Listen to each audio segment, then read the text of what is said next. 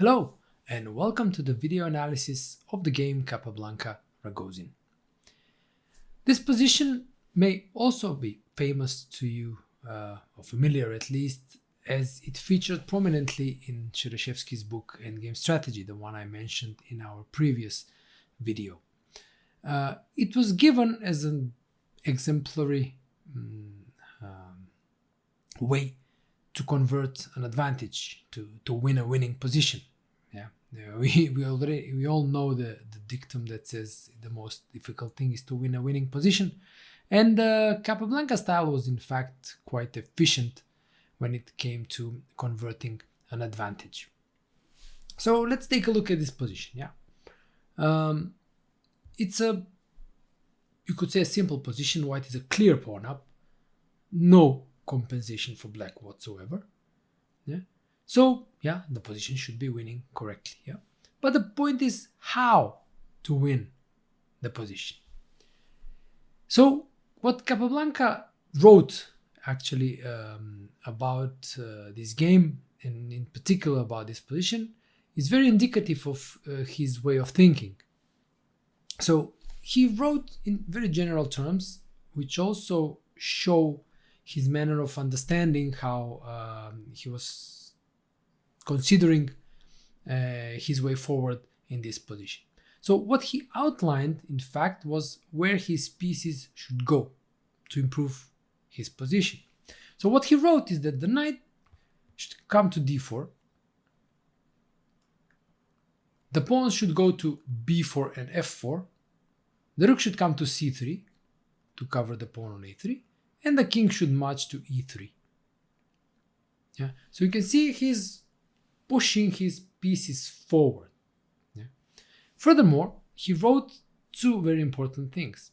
He wrote that by achieving this setup, white would control the whole board along the fifth rank. So you see he's thinking in terms of space. So he's gaining space, expanding his position, he's controlling everything along the fifth rank, so he's safe on his side of the board, so he's expanding. And also, he's preventing the possibility of the black pawn, c-pawn, moving forward. Now, this last thing does not really sound too convincing, because you would say, come on, I have a rook on the c-file, I have a pawn on c4, how can possibly that pawn move forward?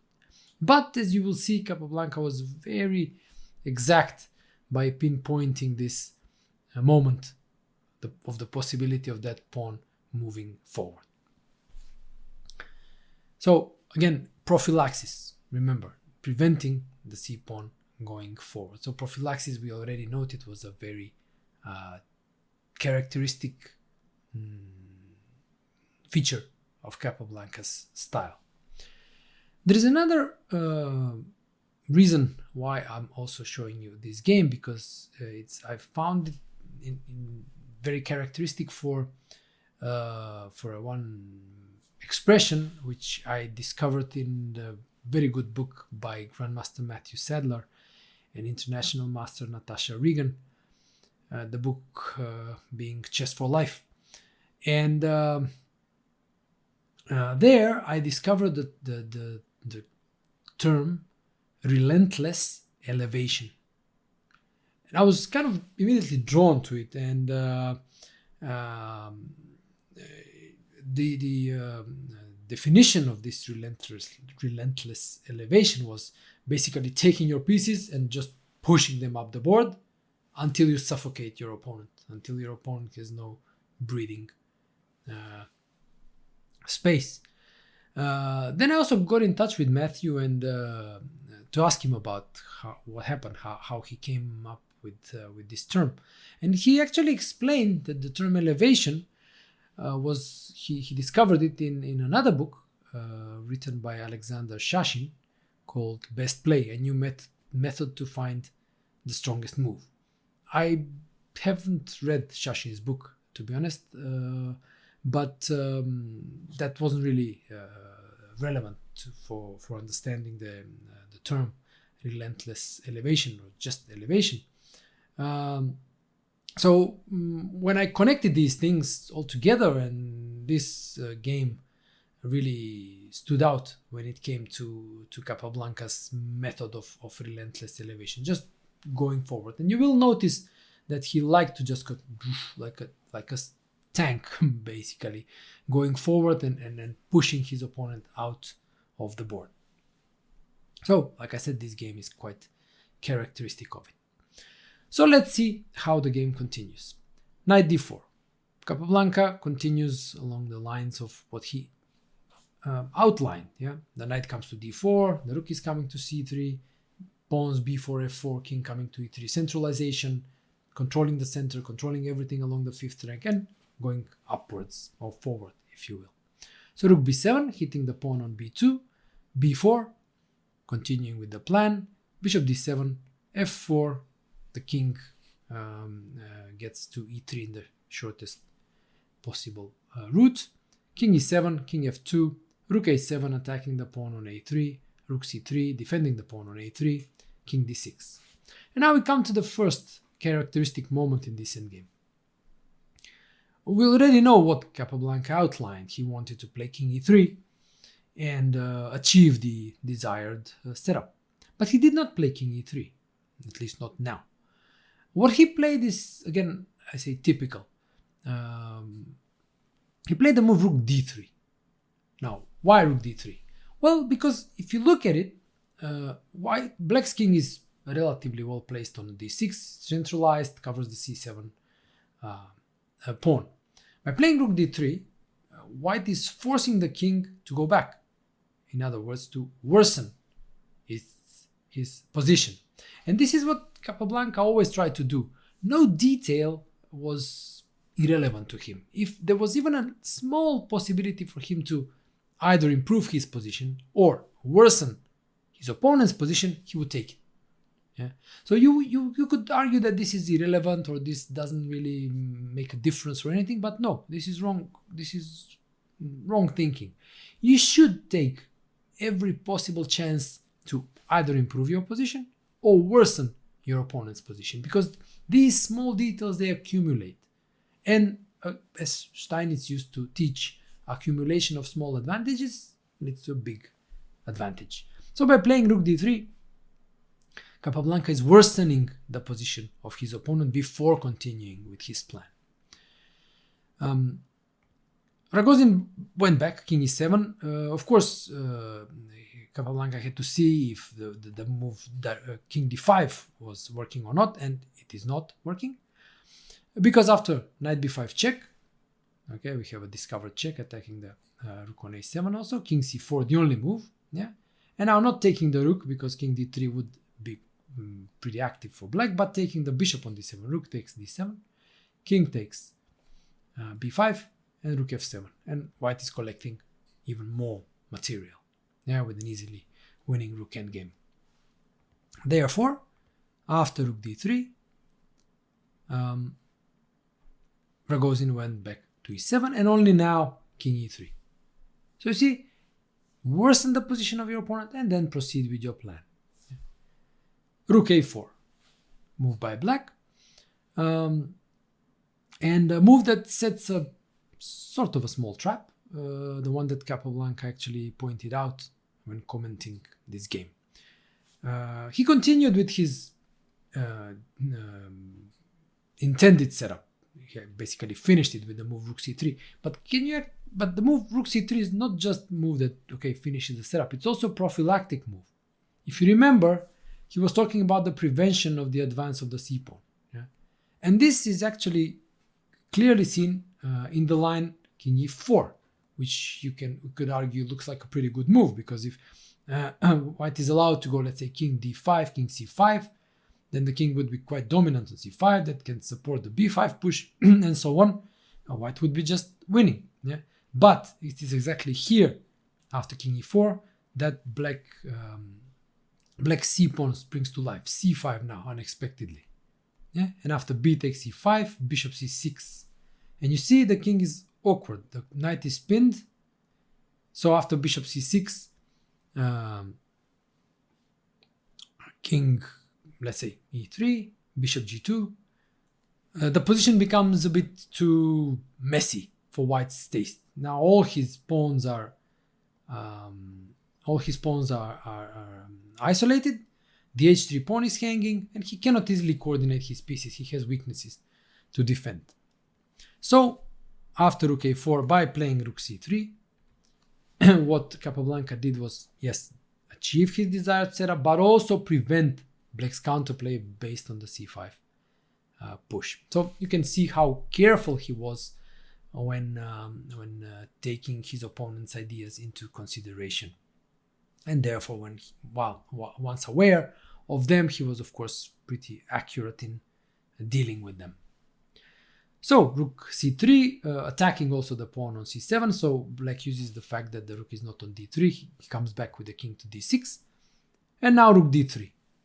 Okay, we see the same idea as before, worsening the position of the king. But then you say, worsening, but okay, black goes back. So what's the whole point? Yeah, black goes back, king e7, and rook c3 again. So now, of course, black will continue with king d6, and we will have a repetition of moves, right? So this is a good moment where I wanted to talk about the this feature of chess, which is repetition of moves. Now, basically, I want to share my experience with the repetition of moves, because I remember when I was studying chess in the beginning, I was reading Soviet literature, and I was reading everywhere basically that moves, when you're winning, when you have a superior position, you should repeat moves. I never really understood properly the rationale behind the repetition of moves, and I was never really comfortable repeating moves in my own games. I wasn't really sure why, but then I gave this idea of repetition of moves some thought. And then as I was thinking about it, I realized that, of course, analyzing games by other players, I realized that actually there are some players, Capablanca being one of them, like for example Karpov, another one, players who enjoyed repeating moves. You know, in a way, it gave them a sense of superiority. Okay, I can go here and you have to come back, and I go there and you have to go back. So I'm controlling what you're doing. Yeah, I'm telling you what to do. Yeah, and this sense of superiority helped them during the game, gave them maybe even confidence. Yeah, and they were doing this, repeating moves, enjoying the position, feeling comfortable. But there were other players, and I was one of them, who were uncomfortable repeating moves, because to me, repeating moves was always, I felt that it always gave away some feeling of indecisiveness, some feeling of being at a loss, not knowing what to do. Because if I'm repeating moves, you're just going toing and froing, and my opponent is doing the same. And it's like as if, okay, I don't know what to do, so I'm just repeating moves to gain maybe time or whatever it is, right? And this made me uncomfortable. I also felt that by repeating moves, I'm just giving my opponent free moves, okay, free and quick moves, yeah, because obviously I'm trying to win and he's trying not to lose, and he's just happy to draw and he's repeating moves, right? And so he will quickly repeat, and I only need, and then I have to think again. Yeah? And also I noticed that by repeating moves, this actually aided to my confusion, because I was never sure in which position should I look for alternatives. If you take this position, for example, should I look for alternatives in the position after rook c3 or after rook d3?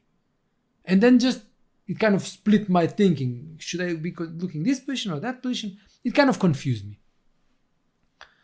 And another thing I noticed, for example, was that players who had a different type of technique, like a pretty straightforward direct technique, like Fischer, they also never repeated moves. They were just going like really straightforwardly, directly to the plan they had foreseen, and it just worked for them.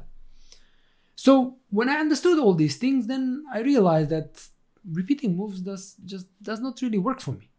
And mind you, I'm not talking about repeating moves to gain time on the clock or to reach move 40, the time control and so on. No, I'm just speaking about repeating moves from a psychological perspective.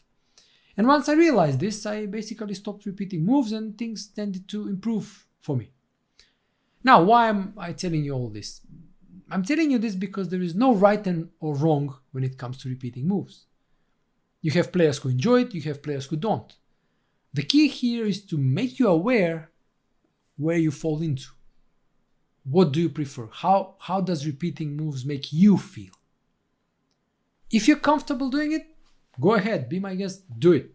Do it whenever you feel like doing it, do it when you enjoy it and so on. But if you feel uncomfortable, if you feel unpleasantness, indecisiveness when doing it, then don't.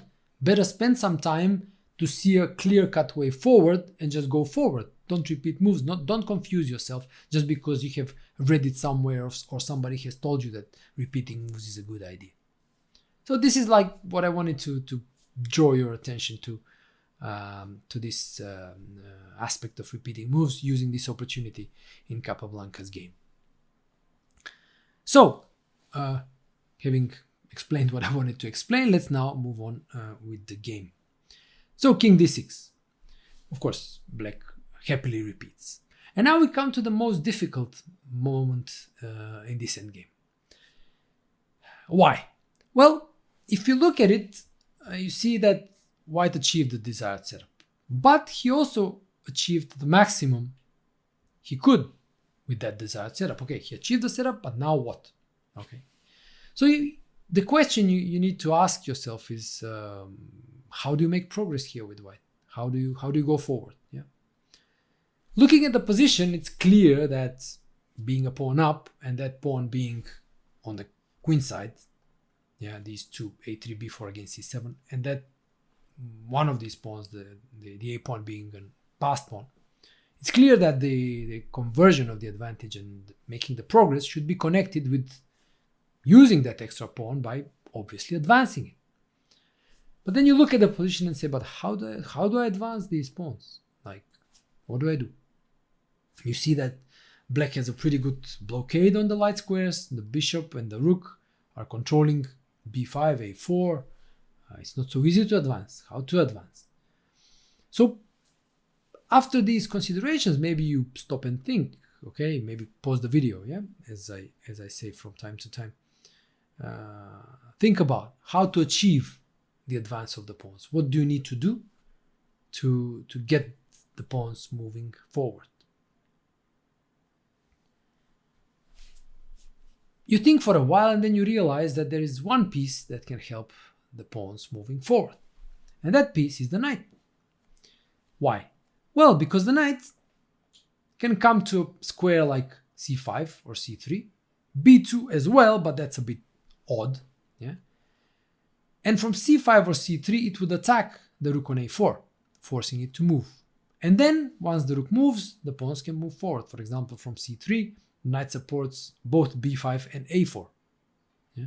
Or from c5, it supports only a4. But that should also work, for example, in some variations, because bishop a4 may be met by rook a3, some pin, and winning material. So the plan is to get the knight to one of these two squares and get the pawns forward. So once you realize you figure out the plan, then you go to the next phase, which is calculation of variations, how to achieve actually the plan, which moves you should make to achieve what you have envisioned. And this is actually the most difficult part in chess. You can sometimes more or less easily realize what you should do, but then you get to the other of how to do it. Yeah. And this is, like I said, the most difficult part in this endgame, because Capablanca had to calculate and make sure that the moves he will be making will lead to what he wants to achieve. So maybe again, pause a little bit, try to figure out how to get that knight there. Yeah, how to get the knight to c5 or c3. Capablanca started with the move knight e2. I have suffered from this occasionally, that when I achieve a aesthetically pleasing position, like it was a move before with the knight on d4, I kind of feel reluctant to move my pieces because I don't want to disrupt the harmony. But in chess, it happens the harmony with the knight on d4 basically exhausted itself. It achieved the aim of controlling the board and so on, centralization. But in order to move forward, the harmony has to be disrupted so that another harmonious position is achieved that can actually allow for further progress, for further improvement. So, as much as I didn't feel like doing it, it's necessary to like I said, temporarily disrupt the harmony, move the pieces from their ideally looking squares to place them on better squares where they would be more efficient. So what Capablanca starts with knight e2 is that the knight is now already one square away from the ideal c3 spot. Yeah, for the time being, the rook is there, so it cannot get there, but it's a first preparation. Yeah. So please pay special attention to the next few moves because they are, like I said, the most difficult in the whole game, and also because they nicely illustrate the type of thinking you should adopt in these technical endgames, these, let's say, technically winning endgames. If you remember from the previous video, I spoke about the concept of width over depth. And here we will see it again in play. So Capablanca actually saw several lines, very few moves deep. Yeah? And I will briefly illustrate them as we go. So knight e2. Black played g6 here. So the first short line that Capablanca had to see is what happens in case of bishop b5. Okay, the bishop wants to get rid of the knight on e2 because in a rook endgame, black would actually have pretty good chances to survive thanks to the active rook on a4 and the weakness of the a3 pawn. So after knight b5, he had to see that the move knight g3 solves all issues because it introduces the double threat of knight f5 first, giving check and winning the pawn on g7, and also the threat of knight e4 check and then jumping to c5, getting to the desired c5 square, kicking away the rook from a4. And this solves the problem, you could say, of the move bishop b5. You see, it's one move long variation. So when he played knight e2, he had to see that after bishop b5, he goes knight g3, threatening these two things. Okay, that's it. That's all you need to see. Okay, you realize that you're achieving your aim. You're either getting to c5 or winning a pawn on g7. You're achieving your aim. Bishop b5 is refuted. Solved. Another line he had to see after knight e2 is bishop f5. Yeah. Bishop f5. The idea being to prevent rook d3, the check that happened in the game. But after bishop f5, white has g4, bishop b1, keeping the bishop on the b1 h7 diagonal. But now knight d4. Yeah, the knight returns to d4. But now with the bishop not being on d7, there is the threat of knight b5. Check and hitting the pawn on c7. Yeah. So this threat can be met by parried by king d7, yeah, avoiding the check from b5. But now the final move of the short variation, knight b3, and the knight is finding its way to c5. Yeah, again, rook a3 is met by knight c5, winning the rook. Yeah, and the knight is getting there. Again, this is a 3-move long variation, but again, one that it's not very difficult to see, and one that it's makes sure that white keeps everything under control, that the move bishop f5 can also be refuted, and by refutation I mean that white achieves his goal.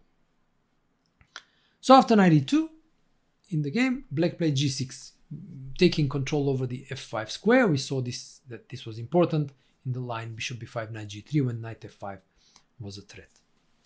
And now the key move in white's plan, the move that glues everything together, rook d3 check.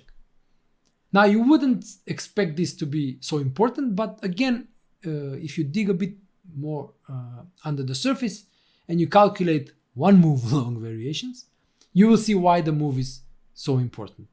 Yeah? The one move variations that Capablanca had to see is that if the king goes to e7, he can go knight c3, achieving the aim. The rook is attacked and the pawn on a3 is protected indirectly because rook a3 is met by knight d5 check and it wins the rook on a3.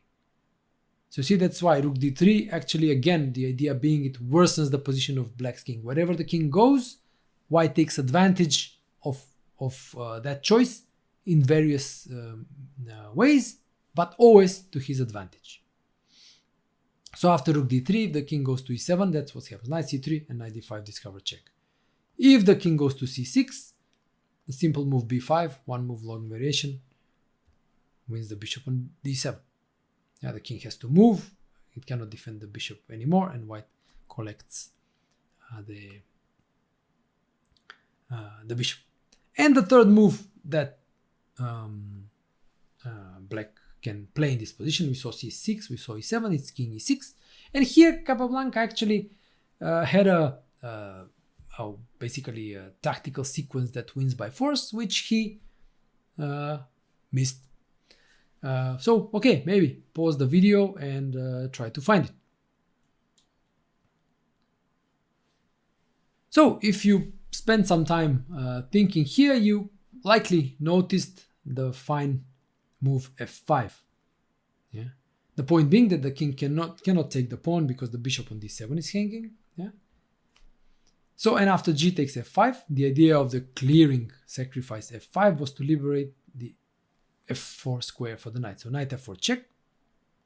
The king is forced to go to e7 in order to still defend the bishop on d7. Now knight d5 check.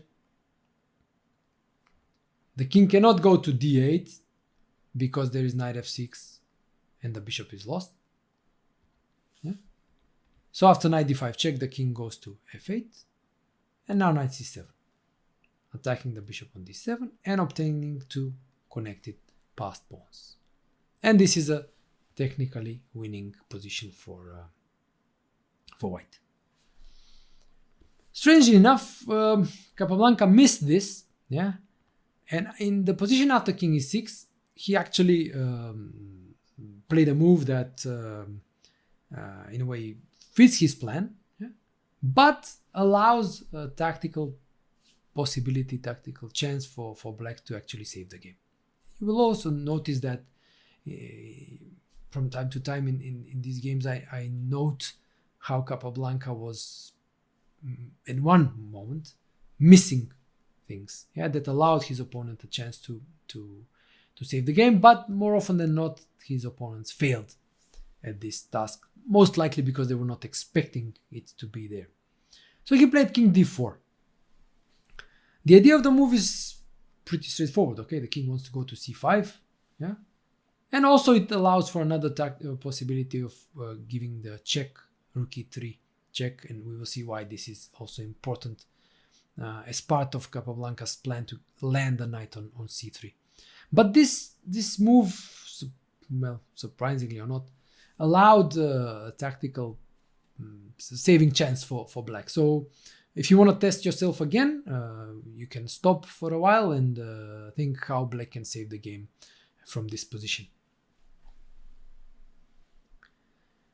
So if you paused for a bit, you likely started your calculations with the forcing move bishop b5. It's natural, it's a skewer, hitting the rook and the knight, but the line, the idea that black had to see is that after rook e3 check, king d6, knight c3, it appears that just black blundered into just immediately losing position. Yeah, the bishop on b5 is hanging, the rook on a4 is hanging, he can just resign. Yeah, but remember Capablanca's prophylaxis when he was talking about the c-pawn, that it had to be stopped from going forward. Well, there you go. Here it comes back to bite him. c5, the amazing saving resource that I would guess both players missed. Thanks to the pin along the fourth rank, this is possible.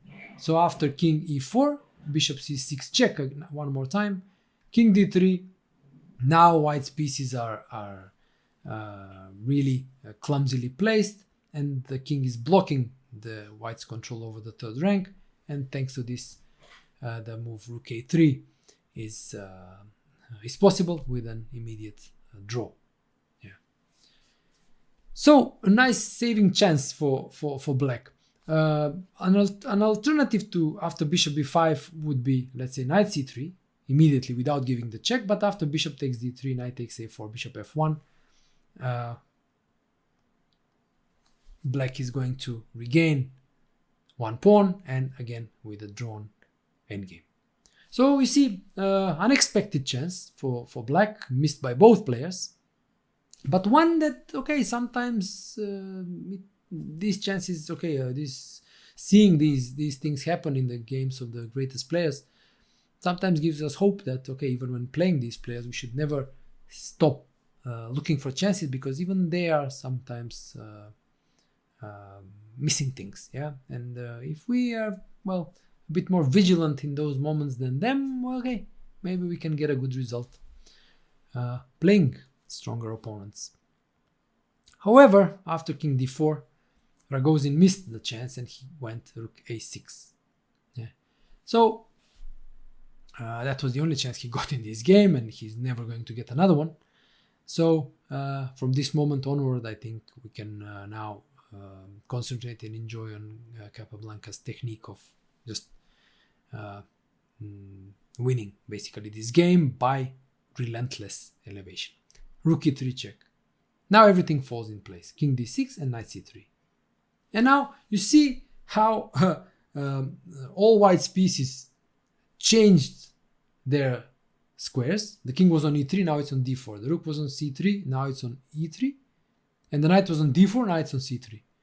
So he shuffled from one harmonious position to another harmonious position, but this one much more efficient and effective in helping the pawns on the queen side advance.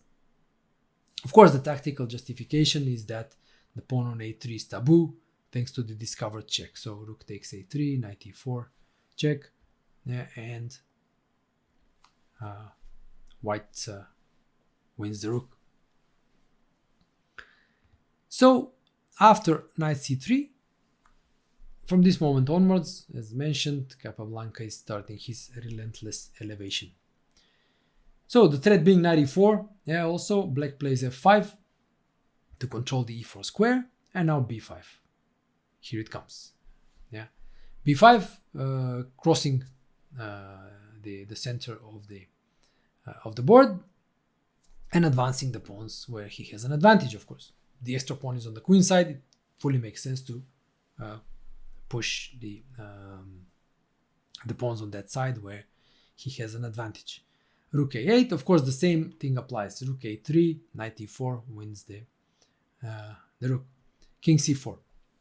So the king was nicely centralized on d4, but it's much more useful on b4, from where it helps the advance of the a pawn. So once the king lands on b4, then a4, a5, a6 can all happen without stopping. So this is also one of the basic endgame rules that when advancing, you should all advance together. Bishop e6 check, king b4, everything is ready for the advance of the a pawn, and now black plays the move c5. This is a characteristic moment because black, of course, understood the king on b4 is supporting the a pawn is coming, he has no counterplay, he's being suffocated. And when I say characteristic moment, is because I say this because this is typical for humans. They don't want to just stay passive and be suffocated. So sooner or later, when you're converting an advantage, you should expect that your opponent will try to lash out. He will try to do something abrupt, something drastic, to change the smooth flowing of the game towards the inevitable end. So these moments are particularly important because they can be more complicated than you would like to. This is not the case here, but sometimes they can be complicated when the active muddying of waters by your opponent will require precise calculation, composure on your part, because if you fail to control the situation in those moments, the situation can easily turn on its head. Yes, many won games have been lost by failure to control the lashing out of the desperate opponent. Here, like I said, we don't have such a situation because the position still remains relatively simple and easy to play for white. But what we are getting to see here is another typical and characteristic feature of Capablanca style. So after b takes c6, bishop g8, black is now ready to collect the pawn on c6. This is the moment where again Capablanca's characteristic style comes to the fore. He goes knight b5, check. And this was, I found, typical of his conversion of an advantage. Again, he uses the concept of playing on both sides of the board. So of course it's perfectly possible to just start pushing the a pawn. Okay, that would also win, right? But that's why I say it's typical for Capablanca, because the normal, like pushing the pawn, would win, but he does something different. Yeah, and that's why I say it's typical of him. Yeah, what he does is that he changes the direction of the game, the direction of his attack. Like I said, using the whole board and switching the flanks. Yeah, switching the direction, using the playing on both sides of the board. So after king c6, he goes rook d3. Yeah, and the threat is rook d6 and pick up pawns on the king side. So you see, he's constantly vigilant for the possibility to switch the flank, switch the attack, and collect more material. You know, he even wrote it or said it himself when he said, I maneuver until I win a second pawn. So he of course, he's a pawn up already, but he doesn't immediately try to convert it or push it or something. No, he's careful, he's controlled, and he said, I maneuver, important maneuver, until I win a second pawn. When you win a second pawn, it's most likely easier. So the point here being that the kingside pawns cannot be saved. Rook d6 is coming, and one of the pawns on the 6th rank will fall. Again, he had to see a couple of short variations, yeah, to make sure that this is actually good. So the first one is bishop d5, which prevents rook d6, but fails to rook d5, king d5, knight c7, winning a piece. And the second variation he had to see after rook d3 is that the move like bishop f7, which defends the pawn on g6, fails to rook d6 check, king b7, rook d7, and white wins the bishop. So you see, both lines are 3 moves long, short variations, like I said, precise calculation of short variations. And okay, again, width, okay, so you had to check 3 lines, okay, bishop d5, bishop f7, and the game move g5, which he also checked, rook d6 check, king b7, and now he had actually choice how to win the pawn, whether to taking on h6 directly, or what he chose in the game, taking on g5 and playing rook g6.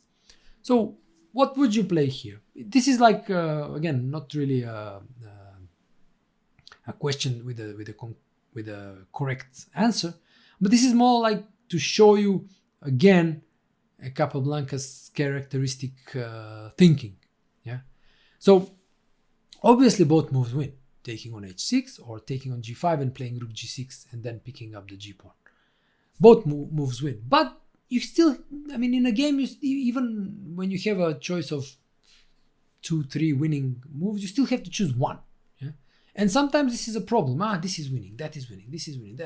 What do I choose? Everything seems to win. Yeah, and the comparison of the winning lines sometimes it's tricky, because this is winning, that is winning, and we fail to notice the subtle differences between the winning lines. And okay, at least what has happened in my practice way too often, okay, everything is winning, I choose one line, and in exactly that line I miss something important and I make it more complicated for myself. I'm pretty sure you can relate. So that's why it's important when in winning positions to kind of be aware of the possibilities for counterplay of your opponent. So let's see. I just said that Capablanca took on g5, but what's the difference if, let's say, he took on h6 instead? So rook h6, gf4, yeah, and now we see that, okay, he can win one of these pawns, but with that pawn on f4, there is this idea of bishop d5 targeting that pawn on g2. Yeah? Maybe the rook will come to g8. Maybe if that pawn on g2 is lost, the f4 pawn becomes a dangerous pass pawn, and so on and so on. Yeah? So this can be maybe a bit too complicated than you would like it to be. Yeah? And then you see, okay, this probably I can control this. It shouldn't be a big deal and so on. But let's check the alternative. Yeah? F takes g5, h takes g5, and rook g6. Yeah?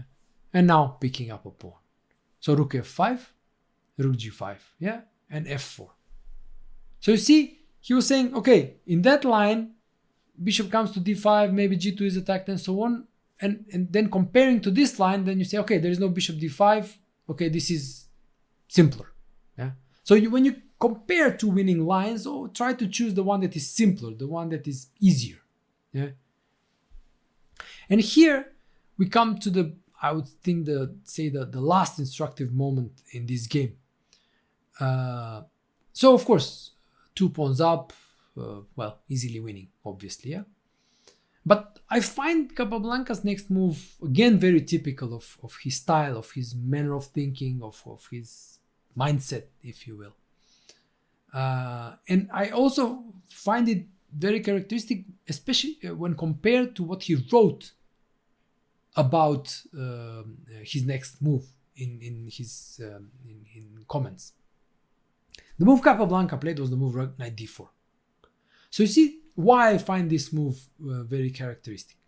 You see, the move f3 is not even a threat, because f3 white can take, and after rook f3 the bishop on g8 is hanging. Yeah, so f3 is not even a threat, but Capablanca perceived it as a possible threat, and what he did was I imagine that he played knight d4 very quickly. Okay, centralizing the knight, preventing f3 for good. Okay, and just keeping everything under control. And this tendency to prevent things, to keep things under control, to keep it simple, to kind of feel comfortable in a position, was very characteristic of his approach and his mindset and his manner of playing. Yeah. What is also very characteristic is that when he was commenting the game, he wrote that in this position a4 was better. Okay. But then again, this also is very instructive to think about, because what the player thinks after the game and what he does during a game are two very different things. And in fact, you can learn so much more from what the player is doing during the game than what he writes afterwards. Afterwards, okay, he's relaxed, he won the game, he was enjoying it, he realizes f3 is not a threat, a4, a5, and so on and so on. He can write something laconic, yeah? But during the game, he's concentrated, he knows he's responsible for the moves, yeah, and he plays a move that he believes best increases his chances to win in the most comfortable possible way. And that's why knight d4, I think, is so indicative. Also in relation to what he wrote, yeah, that a4 is preferable. Yeah, but no, I think knight d4 actually is so typical. Yeah, just gives us this glimpse into his thinking. Again, objectively, both moves should win, but okay, knight d4 I still think is like the move that should be played. Yeah. So after knight d4, the game concluded fairly quickly. Rook c8, rook g7 check. Now Capablanca uses a tempo to improve the position of his rook. It was on the 5th rank, and now he wants to put it with tempo on the 6th rank. Don't forget, elevation going forward. King b6, rook g6 check. King b7, so the rook is better placed on the 6th rank than on the 5th going forward. Yeah, knight b5 now, coming back to b5, but with tempo, threatening knight d6 check, double attack. Rook f8 with the same ideas as before, but okay, now the rook is a bit better placed on the 6th rank. Knight d6 now check. King b8, and h4.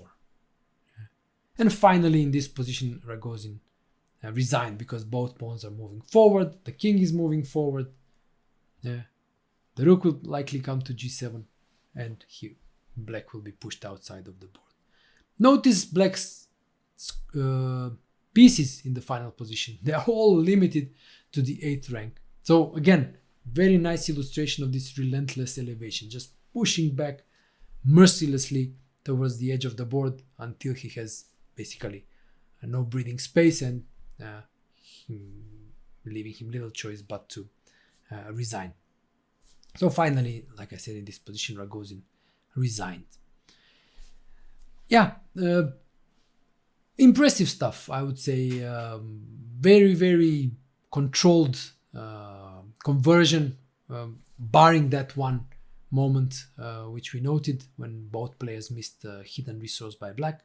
But taking that aside, we can really, all we can do is to actually try to emulate this type of conversion technique that allows no chances, keeps everything under control, shows this typical, like I said, width over depth, precise calculation of short variations. And hopefully I managed to demonstrate how this is done using Capablanca's game, showing the lines he had to calculate, why he was making certain moves, and also maybe trying to convey my understanding of his mindset during the games.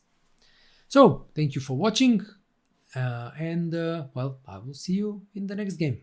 Hello and welcome to the video analysis of the game Lasker Capablanca.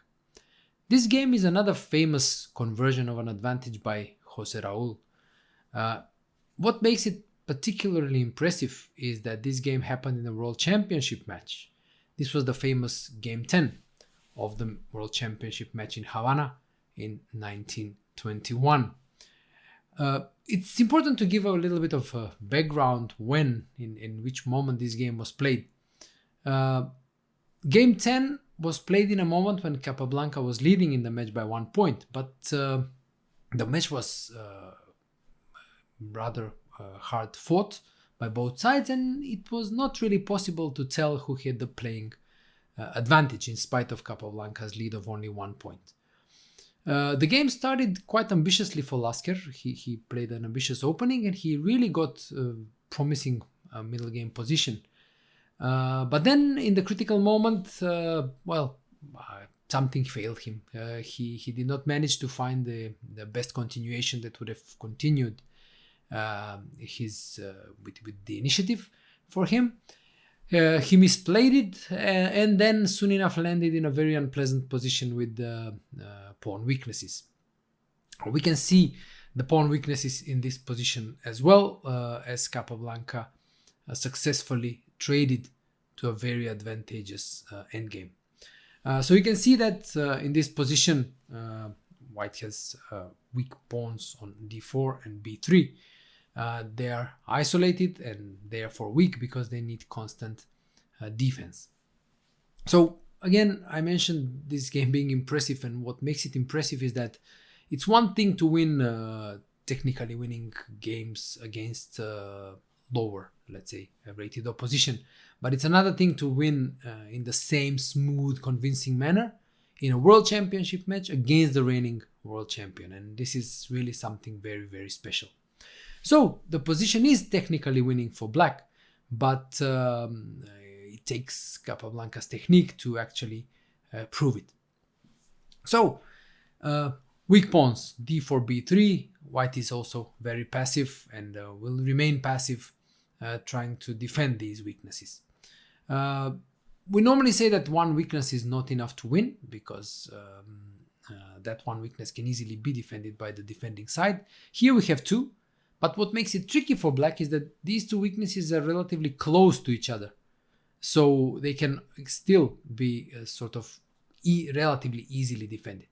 So the question here from black's point of view is, how to continue, how to make progress in this position.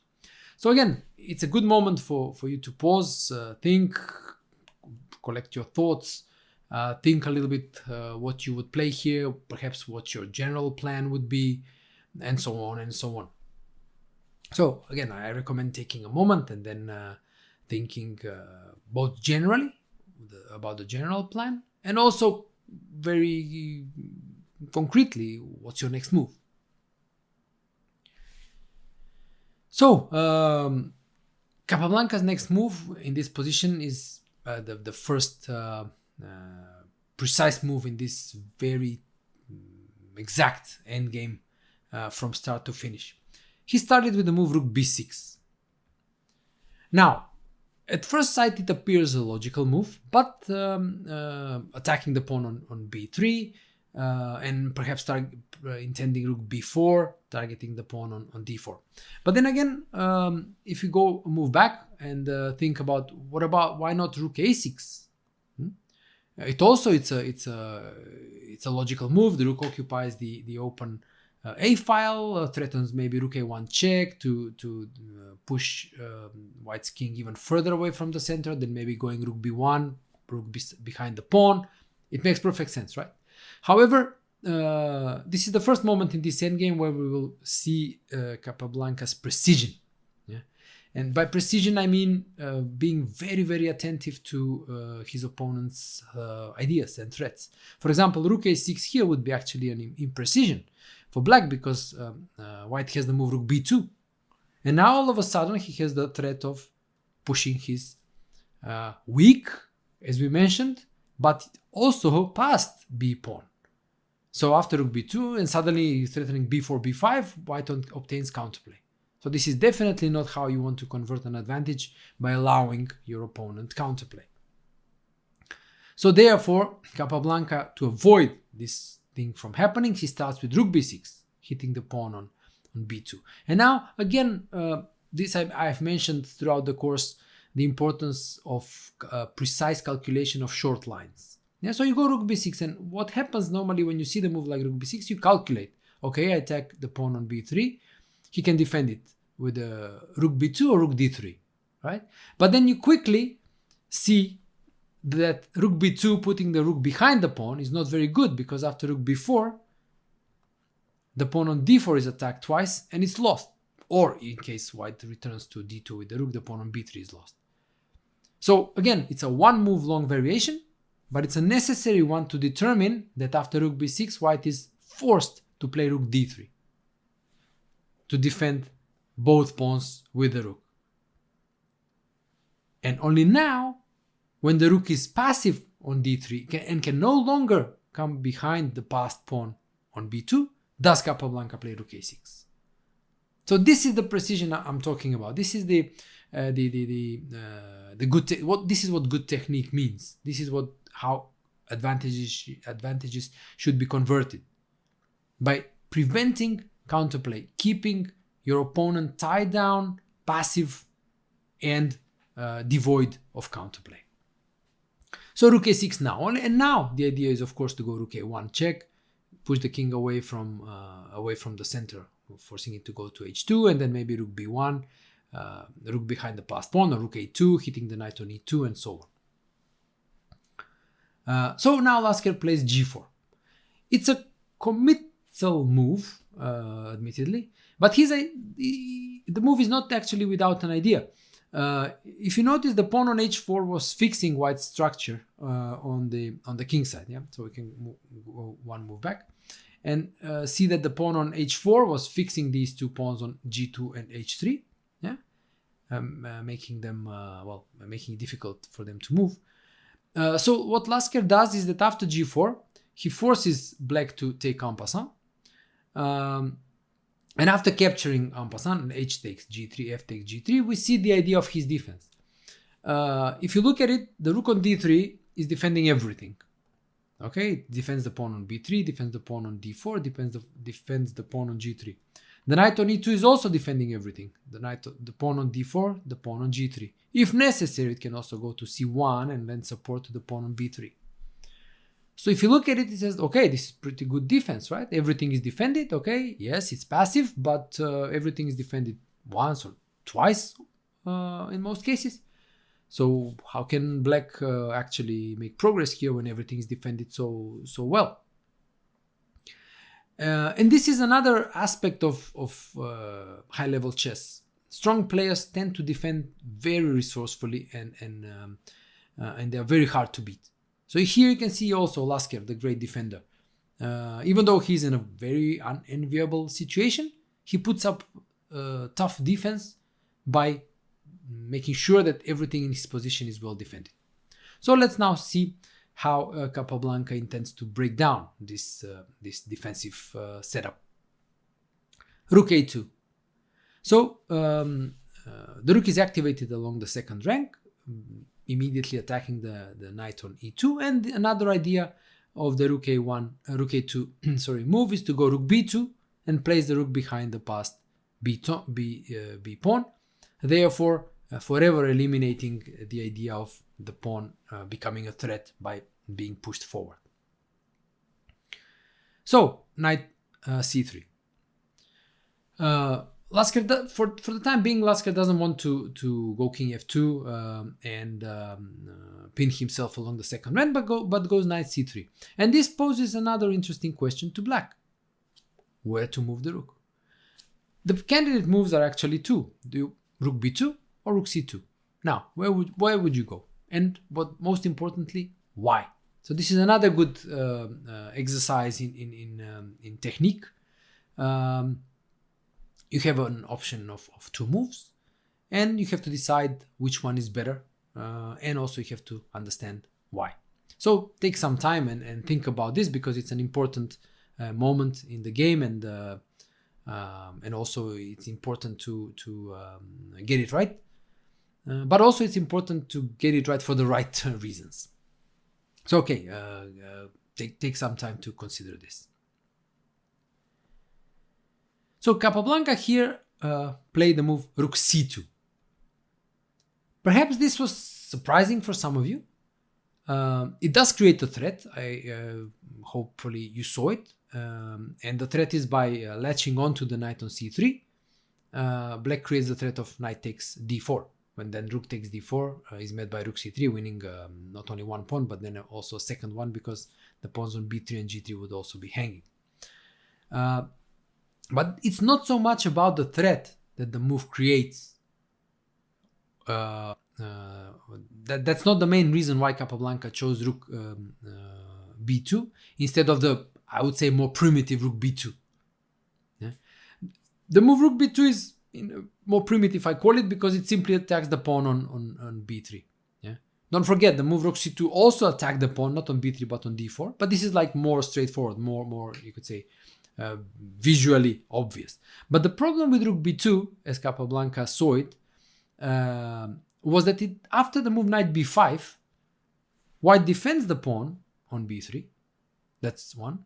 The knight on b5 dominates the knight on f5, because the knight on f5 has no more access to the d6 square, because the knight from b5 is attacking it. And the most important thing is that after knight b5, white actually creates a threat to activate his position. And that threat is the move rook c3, getting control over the open c file. And then all of a sudden, when you look at this position, likely in your thoughts, when you're considering rook b2, you start to think, okay, but this also looks great, but how do I make progress? And this is a key question you should always be asking yourself when considering different options. Am I making progress? First and foremost. And second, how smooth, how easy this progress is. Because you will notice, especially in Capablanca's games, you always get the impression that the progress he's making is smooth. It somehow feels easy. Yeah. At least that was always my impression when I was analyzing his games. But behind this smoothness and easiness, there is always this very exact work of calculation of variations, or as I call it, precise calculation of short variations. Because look, this is only one move long.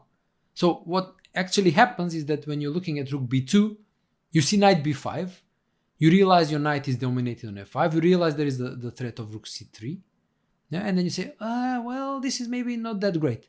Then you switch to the alternative and you go rook c2. And what is the difference? Now, of course, you have to see the difference, yeah? Because after rook c2, there is again the move knight b5, right? And then comes to the method that Dvoretsky, many times after Capablanca, called it the method of comparison. So you compare both lines. So you go rook b2, knight b5, and rook c2, knight b5. But what is the difference here? Well, the difference, as you will note, is that now black's rook is on the open c file. And white can no longer activate his own rook by putting it on c3, because a simple exchange there drops the pawn on d4. Rook c3, knight c3, knight d4, and black wins a pawn. So when you compare both lines, okay, you realize that it's much better to have your rook on c2, being more active, one, and second, preventing white's activation with rook c3, other things being equal. And then by simply comparing, you say, but it's obvious that this is superior. And that's how you choose the move. Yeah. So this is the thinking process that goes behind the decision of playing rook c2 over rook b2. And okay, then let's just conclude the analysis of this short variation. Here again, white is pinned down. He can't move. He can't go rook c3. He can't go back knight c3 because knight d4 is the winning tactic. And if white does nothing, black will slowly progress. g5, king g7, king g6. Maybe he will prepare f6, e5, depending on circumstances, of course. And so on and so on. He will continue going forward. If you remember the concept I mentioned in the game Capablanca-Rogozin, relentless elevation. So he's going to elevate his position by pushing all of his pieces forward. Therefore, after move rook c2 chosen by Capablanca, Laskay decided not to go to b5, but to go to d1. So he decides to keep his position compact. Yeah. So again, in a way he stays true to the idea of defense that he chose with the move g4. So keep the pieces close, keep everything defended, and well, let's see how my opponent breaks my defense down. And now we come to an, I would say, critical position in this endgame, because at least personally, I found the next move the most difficult one in the endgame for black. Up to here, black's decisions were more of a tactical nature. Okay, he was preventing concrete ideas by white. Okay, putting the rook on b6 first, then putting the rook on c2. He was preventing counterplay. So this was more tactical in nature, in the sense that he was calculating short lines, yeah, realizing the differences between those lines, realizing his opponent's ideas, and he was dealing with those ideas. So this was in tactical nature. But now the question before black is of a strategic nature. How does he make progress? Now white, okay, he said knight d1, okay, I'm going to sit still. I'm going to defend. Most likely I won't be attempting at any counterplay because it's most likely not possible. So I'm going to sit tight. How do you beat me? That is what white is saying basically with his move knight d1.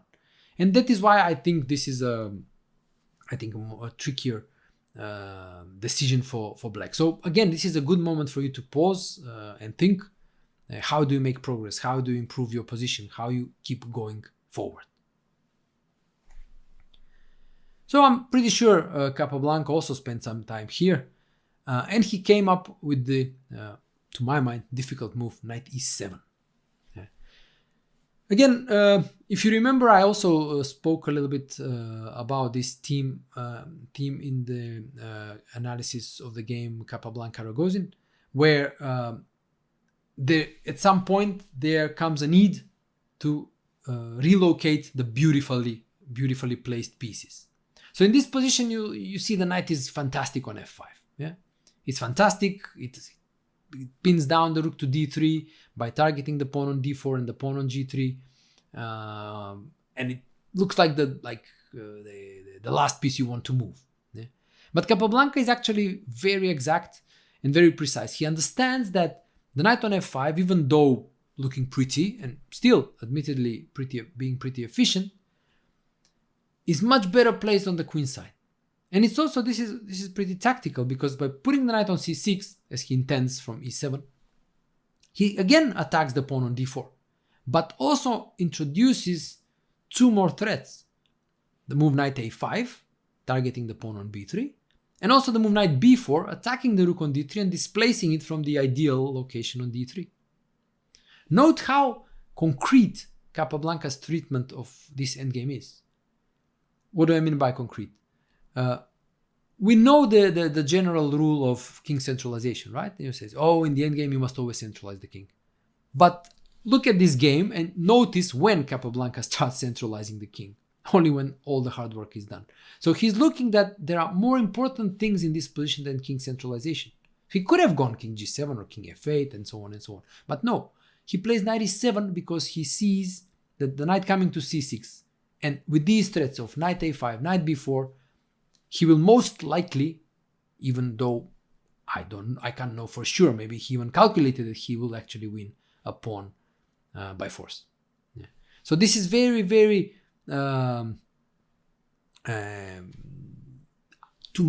for myself, very difficult moment to realize the concrete aspect of the endgame, not just to play by some dogmatic understanding, centralize the king and some vague stuff.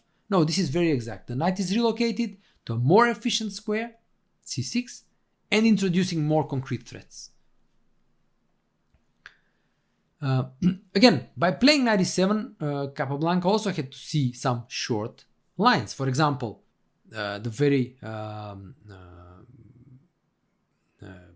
direct question: what happens if white just pushes the pawn b4? You remember we were addressing this issue of b4 followed by maybe rook b3 and pushing the pawn can be a serious threat. Not now, because after rook c1 the knight is pinned, but still. b4 and rook b3 can be very serious. But Capablanca just went one move forward.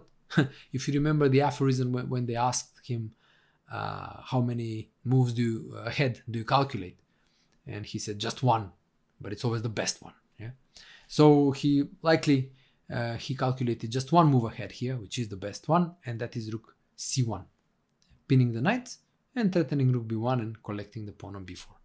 So you see, it's a very short variation, one move long, but you have to see it. You must see it, because if you miss and it turns out to be good for your opponent, then you've messed up the whole advantage. Yeah? So by playing knight e7, he had to see that the pawn advancing is not really a threat. Yeah? And this is a line he indicated in his book Chess Fundamentals. So therefore Lasker did not advance the pawn, but he played knight e3, hitting the rook on c2. And now again we see a typical moment for Capablanca. Again, the choice is where to put the rook. You can put it behind the pawn, rook b2, or you can give check, rook c1. So which one do you do? Which one do you prefer? Yeah? Again, I will tell you, both are perfectly fine. Both keep the advantage. They're both good. But I think again that the move chosen by Capablanca, which is rook c1, is typical of him, because he always liked to like I said, go forward, make progress with tempo. And these included checks, so he moves away from the attack with check and then continues with his plan of the knight transfer. And the second aspect of going forward with tempo were exchanges. Yeah, and we have seen examples of we will see examples of going forward with the exchanges in his games, in the other games that we will analyze in this course. So he doesn't waste time. Check. Okay, king moves, king f2, knight c6, continuing with the plan. And again, introducing threats of rook b4, knight b4, hitting the rook. Yeah, and then when the rook moves from d3, the rook can come to c3, hitting the pawn on b3. Or another threat of knight a5, hitting the pawn on b3, and then after rook b1, that pawn cannot be defended. And now again, white to move, obviously he's in great difficulties, but again we see the resourcefulness of the reigning world champion Emanuel Lasker. I'm pretty sure you know of his reputation of one of the toughest defenders in the history of chess. And here we can see that resourcefulness in plain sight. Even though he lost this game, that doesn't mean that he did not try to defend as best as he could. Knight d1. At first sight, it appears that, okay, nothing much. Yeah, nothing much is happening. Okay, the knight was on d1, it went to e3, it goes back to d1. So what is white trying to do? But in fact, this is a very, very, very cunning trap posed by the world champion. Again, perhaps you want to pause now, or if not, I will give you a small hint. Up to you. So if you want to pause now, if to try to understand what Lasker intended. And if you want a small hint, I will give you a hint because after knight d1, it appears that black can simply continue with his plan and win a pawn. So hit the rook, knight b4, attacking the rook. Yeah. Rook must go to d2 to keep defending the knight on d1, and then rook b1, winning a pawn. Simple stuff. 2-move line variation. Yeah. Does it work for black? What happens here? So this is the in this moment actually is Lasker's cunning defense shows itself. So again, pause a little bit and see how actually white manages to save the pawn and in fact the game if black falls for that trap. So again, this is a good exercise in calculation of forcing variations, which inevitably happens when in endgames, especially when you have to wrap up an endgame. There always comes a point where you need to see through until the end. So it's important to be able to calculate these lines, forcing lines, to wrap up a game. But this time, actually, it's a very nice trap. So try to see it if you can. So Lasker's trap here consisted in the fact that he can play the move knight b2, which I'm pretty sure you saw and you saw, okay, but knight b2, how does black win a pawn? But if you saw a bit further, you would also see that there is a cheapo, yeah, small tactic. Rook takes b2, rook takes b2, knight d3 check, yeah, hitting the king and the rook. King goes somewhere, e3, knight b2, and black wins a piece. And if you stopped here, you would be wrong. Because it's tempting to say, okay, I won a piece, game over, right? But good players have this very developed, finely tuned sense of danger. And upon calculating this line and seeing this line in your mind, you kind of sense the awkwardness of that knight on b2. You see the pawn on b3 is preventing it from escaping, and after white's next move, king d2, preventing knight d1, yeah, no more knight d1, you realize the knight is trapped. And then you see, what happened here? And in fact, what happens here is that white manages to regain the piece, and the best black can do is to play some knight c4, b takes c4, d c4, and then the pawn endgame 3 against 3. It's a draw. It's a draw. So again, fantastic defense by Lasker, setting this very, very cunning and deep trap. But unfortunately for the great champion, he was playing against another great player, another genius of the game, who after knight d1, if we go back to the position after knight d1, he saw the trap and understandably didn't fall into it. So instead of going for knight b4 and this forcing variation, Capablanca actually played the simple move rook b1. And this is in a way a more pedestrian, simpler way to win the pawn, because now after knight a5, the pawn on b3 cannot be defended. Again, after rook b1, Capablanca again had to see 4 short variations. Again, if you remember the concept I spoke about of width over depth, yeah. So again, it's like width, 4 variations. That's not a small number. It's not 1 or 2. There are 4 variations, but the depth is very low. So each variation is actually very short.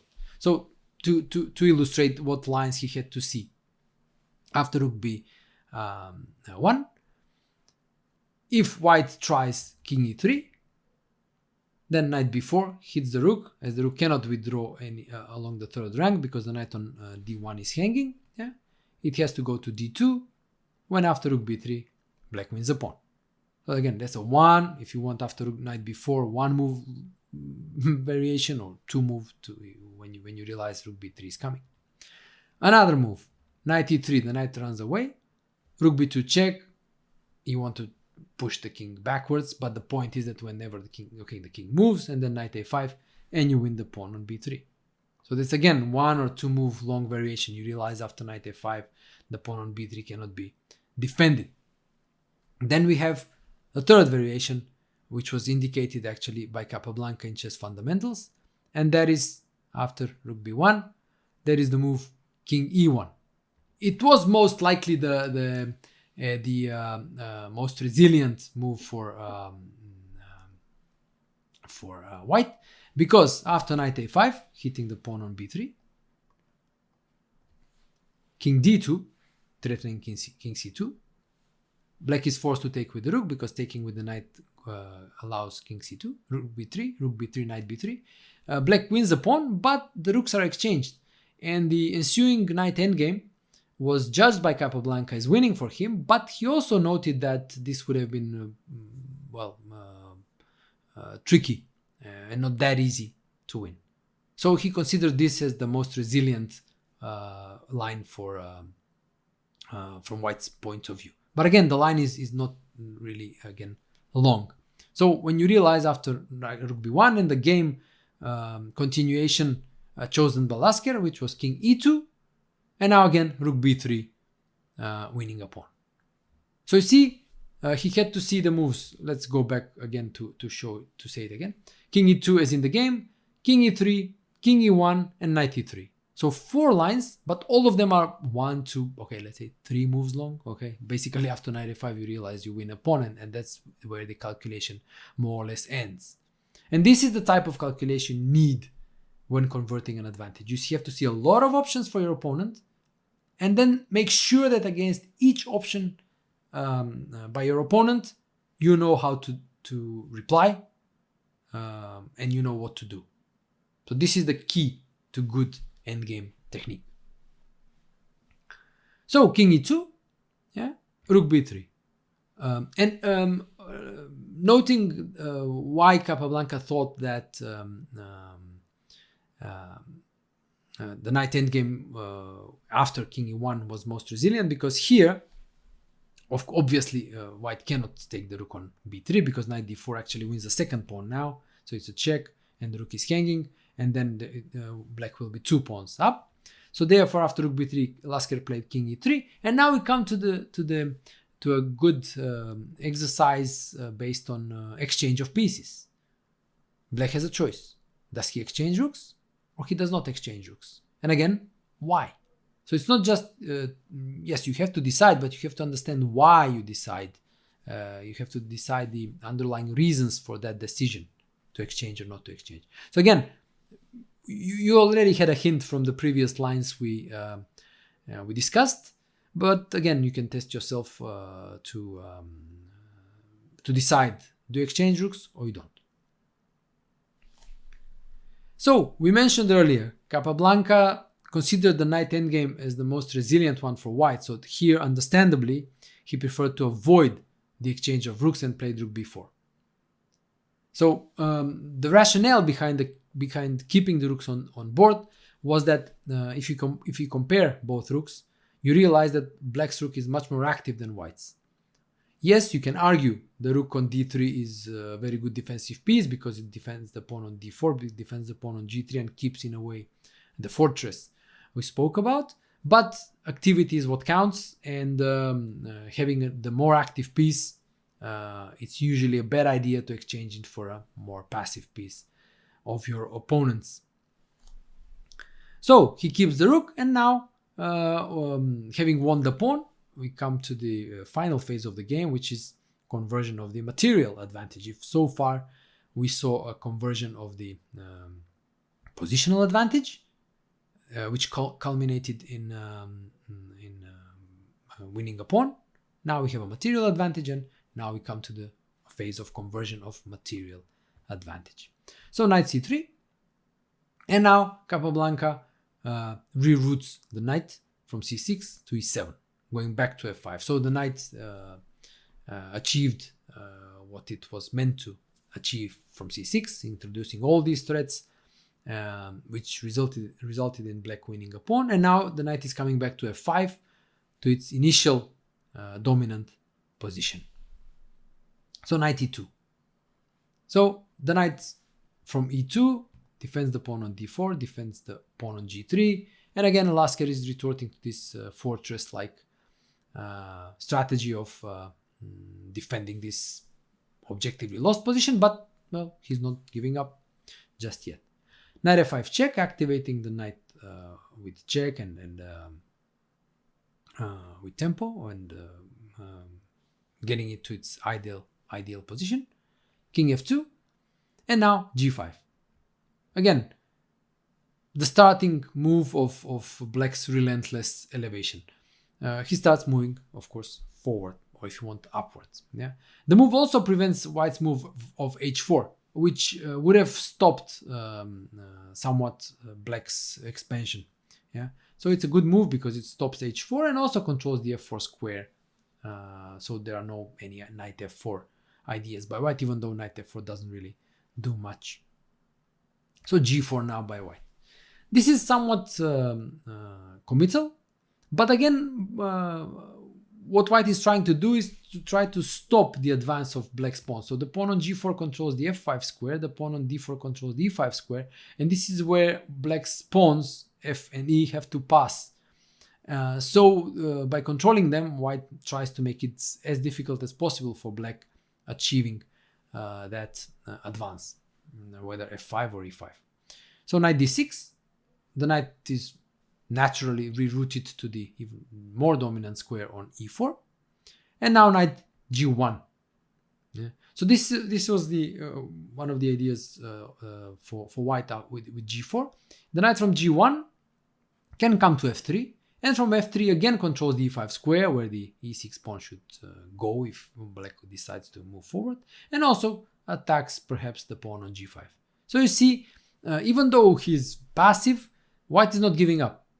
Yeah, he's always trying to find some resources, always trying to put some sort of problems to black to kind of to resist as hard as possible. Always trying to find some ideas, even in completely, you could even say, hopeless situations. So knight e4 now for black. He's activating the knight, putting it on a dominant position, king f1, and another now move typical of Capablanca, but also typical of good technique. Rook b1 check. So he's improving the position of the rook with tempo. So the rook wants to come to the second rank, so he's doing it with tempo. Check first, king g2, check again, rook b2, king f1. Yeah. And now completely dominant position for black. Yeah.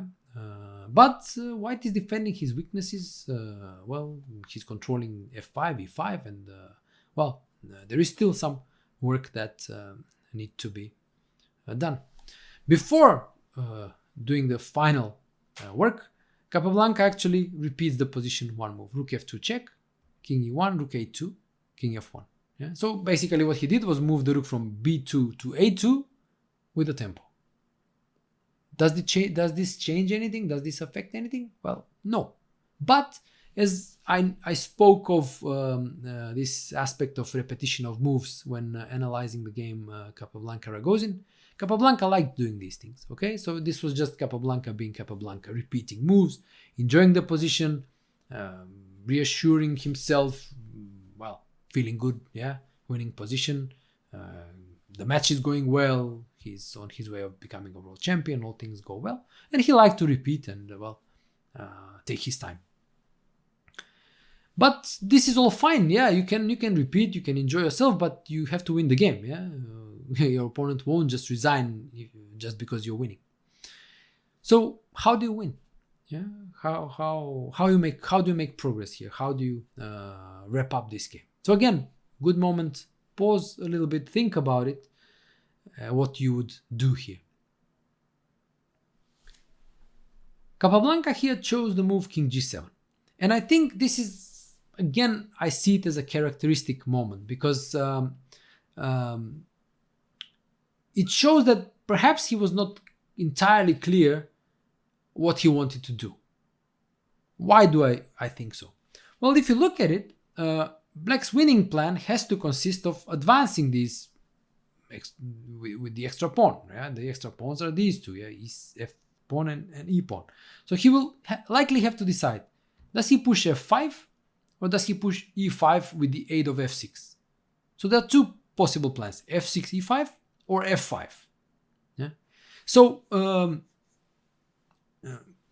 in deciding what to do, okay, I think he just made this, I would say, rather automatic move, King G7. Yeah? Because King G7 implies, and especially his next move, King G6, implies that he was aiming for the F5 push. So the king on G6 supports the F5 push. But then when he was about to make that push, he actually changed his mind. So we will shortly see that. So King G7, Rook E3, King G6, Rook D3. Okay, white is passive. He's going to wait. Right? He's waiting for the guillotine to fall. Right? But black still needs to pull the lever. Right? So he's here about to go F5. Right? But here he changes his mind. And I think the reason he changed his mind is because after F5, white has knight F3, and the knight can land on E5, and all of a sudden that passive knight that throughout the whole game couldn't find a good spot and was moving here and there on E2, C3, D1, G1, yeah? All of a sudden can come to the very nice and centralized square on E5, and this obviously complicates black's task. So upon realizing this, and luckily that the position allowed for this kind of time wasting, getting the king to G6, flirting with the idea of F5 and then changing mind and going F6 instead and changing the plan of actually pushing E5, shows that in this phase of the game Capablanca was perhaps not, well, fully concentrated. But again, this is just my impression of what I can read from the moves. So F6, Rook E3, King F7. So he's changing his mind. The king is marching towards D6 to support the E5 push. So this is the winning plan he decided upon. So Rook D3, white is repeating moves. Just moving forward, toing and froing basically. Rook E3, Rook D3, Rook E3, Rook D3, waiting. So black continues with the plan, King E7, Rook E3, King D6, Rook D3. And now we come to the final characteristic moment in this game. Black is ready. He's ready to push E5. And yes, E5 wins. E5 is the move that he prepared, is the move he intended to play. But typical, again, of Capablanca, he wants to play it in the even better version than playing it immediately. So what does he do? Okay, just watch this. This is like, okay, something you see, you realize that it can be done, and then hopefully in your games you recognize such situations and you do it yourself, and then you feel great about yourself after the game. So Rook F2 check, King E1 only move, Rook G2, again with tempo, hitting the knight, King goes back, King F1, and Rook A2. So what happened is that Capablanca wasted a move. So we had the exactly same position where it was his move to play, when he could have played D5 immediately, but instead he gave the move back to white, so that when white goes Rook D3, Rook E3 all the time, he does it again, Rook E3, he plays E5 just now in this moment when the D4 pawn is not protected by the Rook on D3. So realize this subtlety, even in completely winning positions, yeah, he wants to make it as advantageous for himself as possible. So you see the Rook on D3 is not defending the pawn, and that is exactly the moment he's going to play E5 with tempo. So basically he wasted the tempo to gain tempo. Yeah? But here forcing either, okay, D takes E5, F takes E5, or King E5 and King F4, or in case of Rook D3, again with tempo, take on D4, ED4, Rook D4, and King C5, again with tempo. And when the Rook moves, Rook D1, D4, again advancing. Rook C1 check, King D5, and in this position, Lasker resigned. Again, looking at the final position, you can see the relentless elevation for black. All his pieces are going up the board and all white's pieces are limited to the back rank. So another wonderful illustration of a conversion of an advantage. And what I find really instructive about this game is that literally every single move by Capablanca is crystal clear and understandable. Now, hopefully I managed to convey this understanding by my explanations of why every single move by Capablanca was played.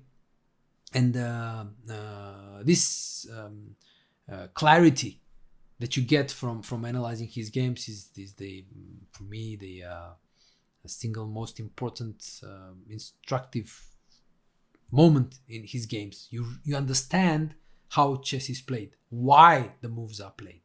Yeah? And once you understand why the moves are played, and this, after analyzing a lot of Capablanca's games, this tends to come to your mind, and it kind of gets some roots inside you, and then you start noticing that you do these things yourself. You have more clarity in your play, and simply you enjoy chess more, and then obviously your results improve. So I hope you enjoyed this video analysis of this classical game, Lasker Capablanca, after which Capablanca took a 2-point lead and he also won the next game. And soon enough, he won the match in Havana, becoming the third world champion. So thank you for watching, and I'll see you in the next game. Hello, and welcome to the video analysis of the game Marshall Capablanca. This game is another famous game by Capablanca, one that cemented his reputation of a chess machine. When I say chess machine, I mean a player who can win against a very strong opponent from basically any position, even an equal one or even a dead drawn one. So this is one of those games, and you will see why this game left such a strong impression on his contemporaries. But the game should not be disconnected from the sporting value it had. This was the last game of the match Marshall Capablanca that was played in 1909, and it was actually Capablanca's breakthrough in the chess world, and immediately cemented his place in the chess elite. Mind you, he played a match against Frank Marshall, one of the strongest players of that time, who just years previously played a world championship match against Lasker, winner of the Cambridge Springs tournament and a very strong player in itself. And then what happens is this nobody from Cuba is trashing the American champion with the result of 7-1. The match was played until one player won 8 games, and this was as it turned out, the last 23rd game of that match. So of course, winning this game meant that Capablanca won that match. But so again, winning against an elite player in completely dominating fashion, and winning in this style, which was very puzzling for his contemporaries, as Marshall didn't make any obvious mistakes and yet lost without a fight, was what created such a strong impression, and not only on his contemporaries but even today. So this is the position we got basically out of the opening, and we can say that position is, you could say, relatively equal. But if you look a little bit more deeply, you realize that black has somewhat easier play, and in fact, I would dare say that Marshall's next move was influenced by the Steinitz's theories of positional play. And if perhaps you know that Wilhelm Steinitz, he said that the queenside pawn majority is an advantage.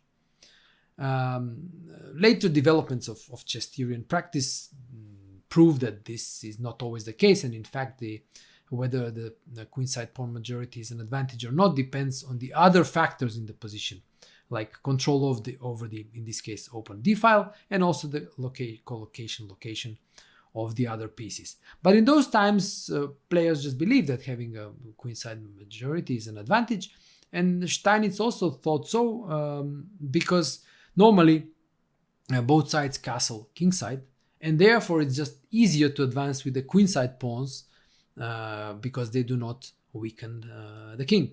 So in this case, black, he has a safe king and he can simply advance his queenside pawns, basically playing as if a pawn up, so 3 against 2.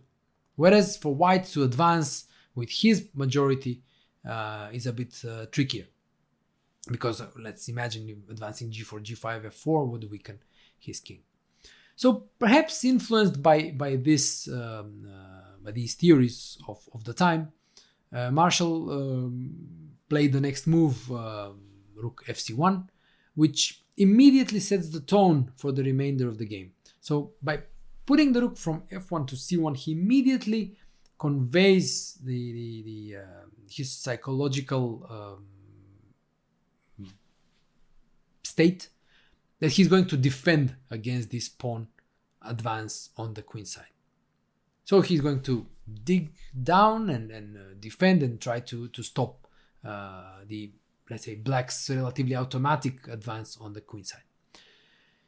But what is also very curious about this position is that, and what strong players have very good at actually, is that when they feel that they are in an inferior position, or they feel that the position is not to their liking, that they tend to look for ways to sort of solve the position.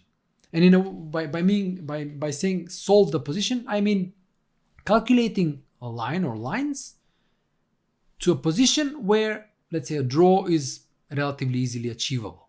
Yeah, it can be a theoretical draw, it can be a slightly inferior but simpler position to hold, and so on and so on. And in fact, white had such a possibility in this position.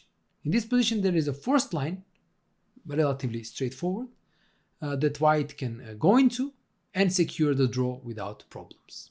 So this is a good moment again to pause and think how white can basically kill off the game immediately. Like I said, modern players are very good at this. Well, all players from the past generations, especially players, let's say, from the beginning of the 20th century, perhaps were less inclined to think in this way, perhaps thinking in a bit less concrete ways.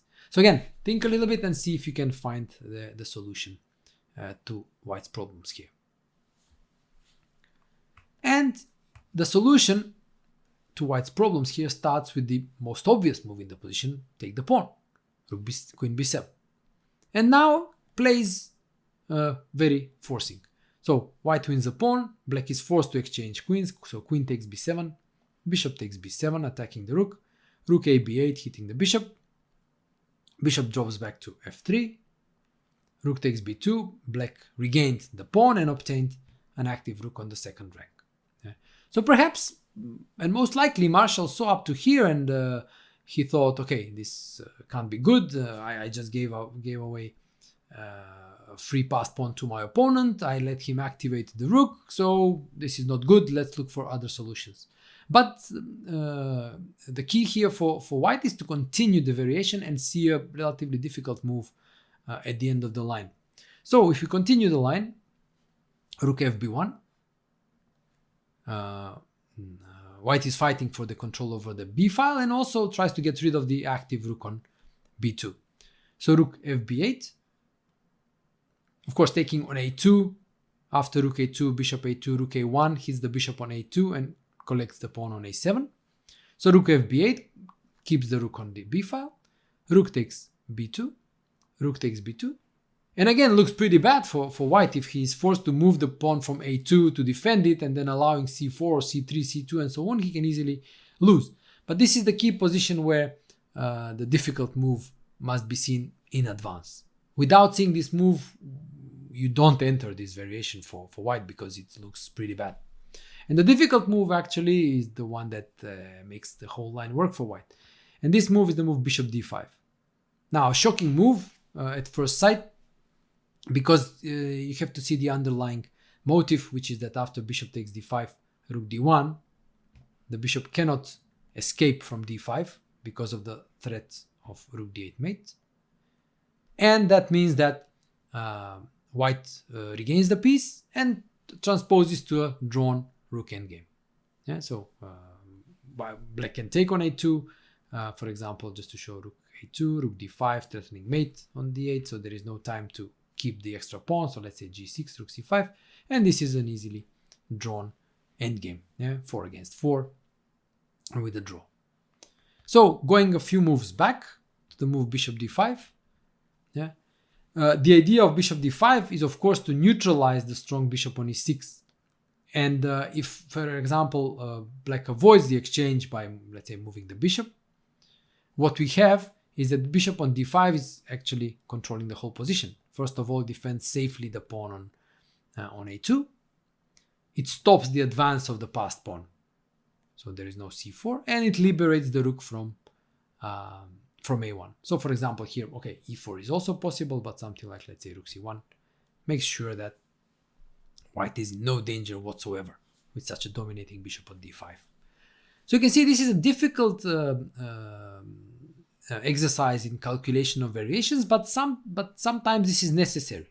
Okay, when you're in an inferior position, you are suffering already, so it pays to dig deeply, find a forcing solution, and kill off the game, even if it requires you to spend maybe half an hour calculating variations. If you feel that there should be a concrete solution to the position, and like I said, concrete solution, I mean just killing it off, transposing to something easily drawable, you should do it.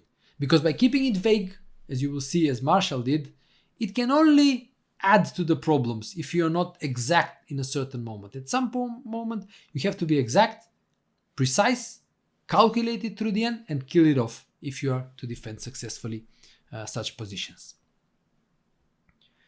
So, having seen now the way to draw from the starting position, let's go back to the move that Marshall played in this position, okay, which is the move rook fc1. Yeah, again, it's not a bad move in itself, but it keeps the game going. When you're suffering, you don't want to keep the game going. You want to kill it off. You want to simplify. You want to draw as quickly and cleanly as possible. By keeping the game going, well, this only can give your opponent chances. So rook fc1, rook a b8, obviously black needs to defend the pawn on b7 to prevent all these ideas, and also black removes the rook from the long diagonal and threatens just to play b5 and play with his queenside majority. So now Marshall played the move queen e4. We could say, okay, normal move, centralizing the queen, but it also creates a threat. So you see, I'm always asking you or telling you that certain moves of Capablanca's opponents create threats. And this is very important to, you see, he was playing strong players after all. The moves of the strong players always have ideas. Yeah? And you must get used to attuning your mind to discover these ideas. So again, when you see a move like queen e4, you must always attune your mind to see, what does he want to do? What is the threat here? What is his intention? Yeah? And once you see it, then finding a reply to your opponent's move becomes easier. Yeah? And the threat here, white's threat here, is the move bishop h3. Because the queen on e7 is not protected, white wants to use the pin on the bishop on e6 by playing bishop h3 and exchanging that bishop on e6. You will notice that the bishop on e6 is actually a key piece, and we will see this in the remainder of the game. It's a key piece in black's plan of advance on the queen side and also defending actually safely the king side. So once you realize the threat is bishop h3, you realize you have to deal with it. And how do you deal with it? Well, you get away from the pin, queen c7. So you see, prophylactic thinking, immediately, queen e4, immediately. What does he want to do? Prophylaxis, bishop h3, so I need to move. Where? Queen c7. And again, notice how concrete Capablanca's move is. He's not bothered by these, theoretical, yet not very concrete logic, like I'm putting my queen on the same file as white's rook, I'm pinning my pawn on c5, and avoiding the move for these purposes. Just some general considerations which actually have no ground here, because white cannot take advantage of that pin on the c file. And additionally, by putting the queen on c7, he's taking control of the e5 square, so preventing a possible maybe queen e5 by white. So you see, he's dealing with his opponent's threats, but also improving his position at the same time. So the queen gets away from the pin and also controls the e5 square. Now Marshall played rook c3. This is consistent with his defensive plan, but we can note that he had a good alternative. For example, if he already decided to be defensive and just concentrate on the queen side, he could have gone, for example, something like bishop f1, and after b5 to play a move like b3. And again, the idea being that he concentrates all his, or almost all his pieces on control of the c4 square, where black must try to break through if he is to create a passed pawn. So by making it as difficult as possible, white should be able to hold this somewhat inferior position. But nothing wrong with rook c3, so we can go back. Rook c3. And now, in a way, Capablanca posed a somewhat, I would say, subtle positional trap to his opponent.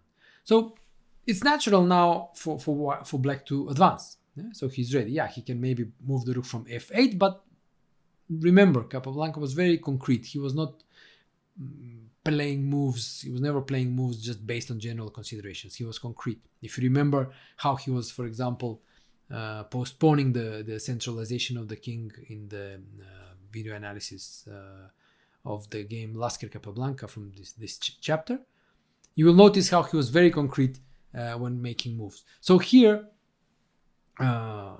he should advance, right? But there is a choice. Do you advance with c4 or do you advance with b5?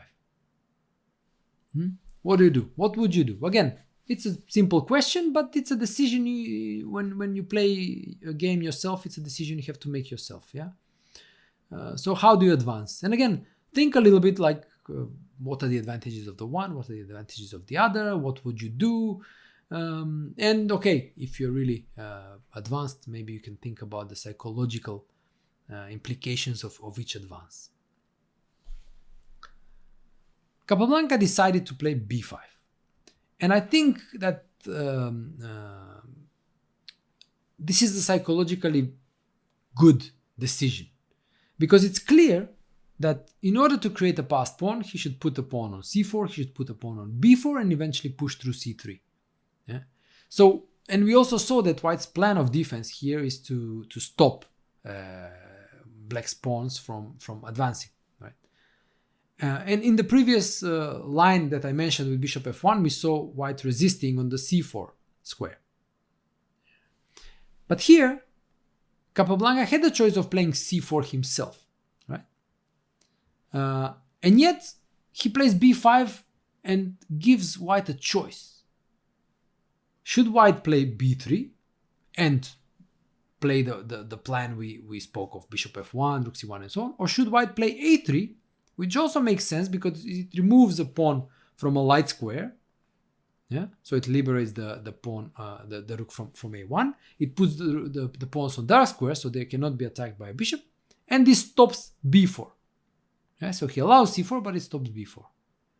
And again, it may seem obvious to you now, but during a game, I can assure you that it's never that obvious. There are always pros and cons for almost every decision, and correctly evaluating and weighing what is more important is not always possible to correctly to do even for the strongest players.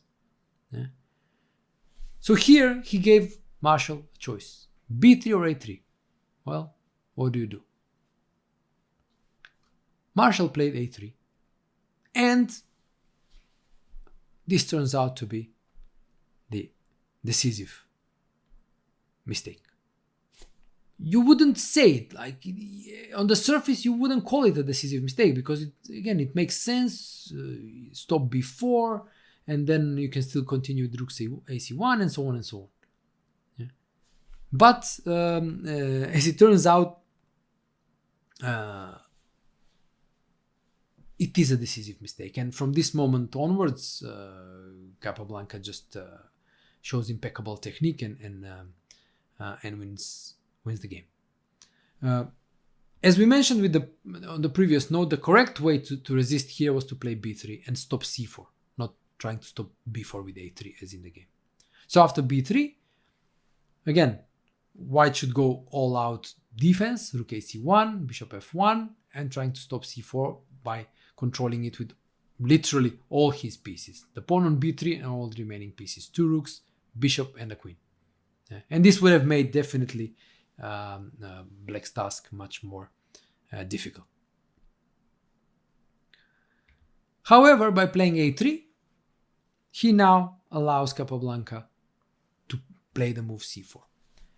Who knows, maybe he wasn't expecting c4. In a way, again, it goes against the traditional reasoning that you should not put your pawns on the same square color as the one of your bishop. But here Capablanca again plays against the typical traditional dogmatic thinking. He's putting the pawns exactly on the light squares, the same color as his bishop. But the bishop is actually excellent because it supports that pawn on c4, and by defending it safely, it allows for a5 and b4, when the pawn on c4 will be defended once its brother on b5 advances to b4. And now, as it turns out, it's too late to play b3, because simply does not work tactically. After b3, rook fd8, taking the d file, b takes e4, b takes e4, bishop f1, still trying to go for the same plan. So bishop f1, rook ac1, and so on. But now after queen a5, hitting the rook on c3, we see that white has problems with that pawn on a3. The point is that after rook ac1, rook b3 is the key move. Yeah, and now the pawn on a3 is under attack, and also thanks to the queen on a5 means that the rook on c3 is under attack, and white cannot establish blockade on the c3 square. So b3 is already late. That train has passed. So after c4, now Marshall played the move bishop f3. And again, what does he want? What is the idea behind bishop f3? Again, don't forget, strong player, a world championship candidate, contender. He never plays a move without an idea. So bishop f3, what is the idea? Can you see the idea behind this move bishop f3? And if you can, then think, how would you react to it? How would you deal with that idea? Capablanca's move, again, is one of those moves that you easily pass over when you look at this game from a book or a magazine, and you just say, oh yeah, of course, it's a natural move. Yeah, okay, you play rook fd8, you put the rook on the open d file, and it's an easy move to make. But the move is a prophylactic one. It's always like this with strong players. They never make a move just on general grounds. It's very, very rare actually to just play a move on general grounds. There is always some underlying reason. And here the underlying reason is that if we go one move back, White's threat was actually to go bishop g4 and still go after that bishop on e6. You remember the first idea was bishop h3 when the queen was on e7, but now the idea is bishop g4, again to exchange the strong bishop on a6 that defends the pawn on c4. So by exchanging that bishop, that would actually make White's defense much easier, because then the bishop does not defend there is no bishop to defend the pawn on c4. So a5, b4 would be much more difficult to achieve, as white can then pile up his pressure on the c4 pawn by doubling on the c file.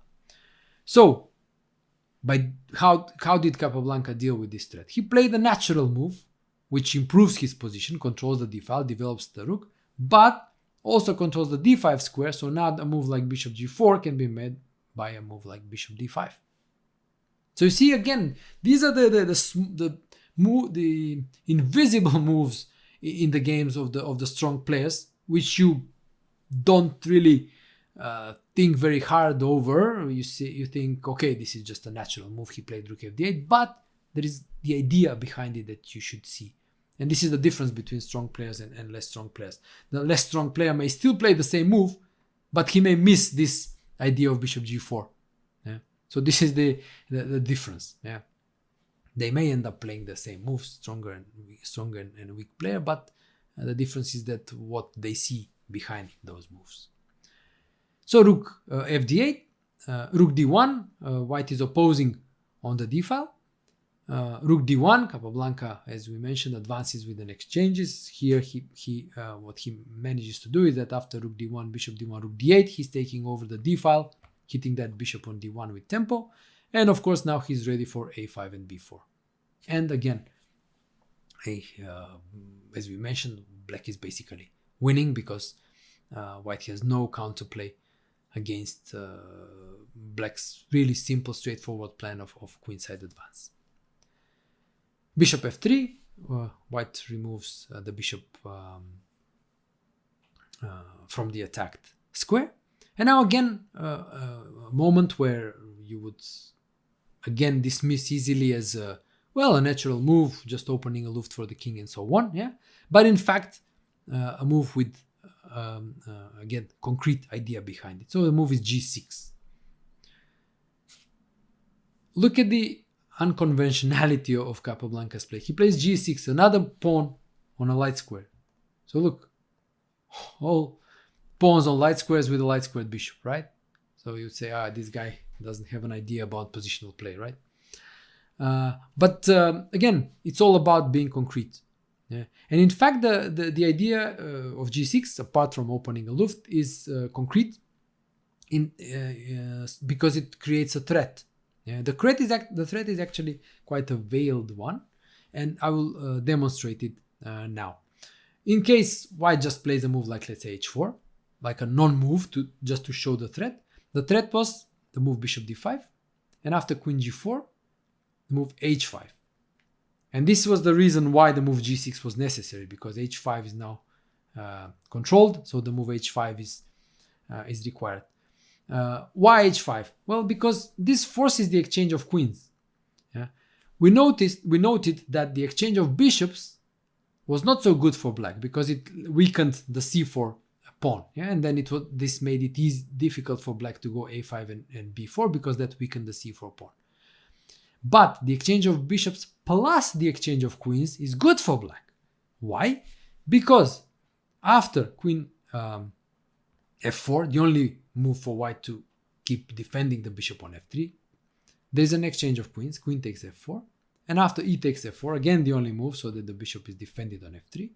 Bishop f3 takes, rook takes f3, rook d1 check, king g2 and rook b1. Black wins the pawn. And with it, it wins the game. So the idea of exchanging the queens together with the bishops was to open the position so that the black rook can penetrate to the first rank and then to attack the pawn on b2. So again, a hidden threat, but notice if we go back to move 23 after g6, notice the casual nature of the move, opening a luft, general considerations, but also see what the underlying reason and threat behind the move is. So, in this position after g6, Marshall went queen c6. Yeah. So he's avoiding the exchange, the transposition to a winning rook endgame by means of bishop d5 and h5, and he's offering the exchange of queens.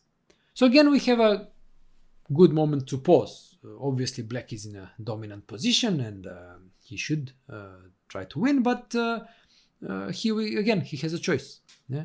Does he exchange queens? Queen c6, bishop c6, which attacks the pawn on b5, and then black needs to spend the tempo with a6. Yeah? Or does he play something else? Does he avoid the exchange of queens? And if he does, how does he do it? Yeah? So again, pause a little bit, weigh these two options, and try to make a decision yourself. And then compare what happened in the game. In the game, Capablanca played what you most likely concluded. He avoided the exchange of queens and played the move queen e5. Now, let's speak objectively. There was nothing wrong with exchanging queens, playing a6, and then threatening rook d2. This also wins. Yeah? But as you likely have noticed by now, Capablanca wanted to have it at the best possible version.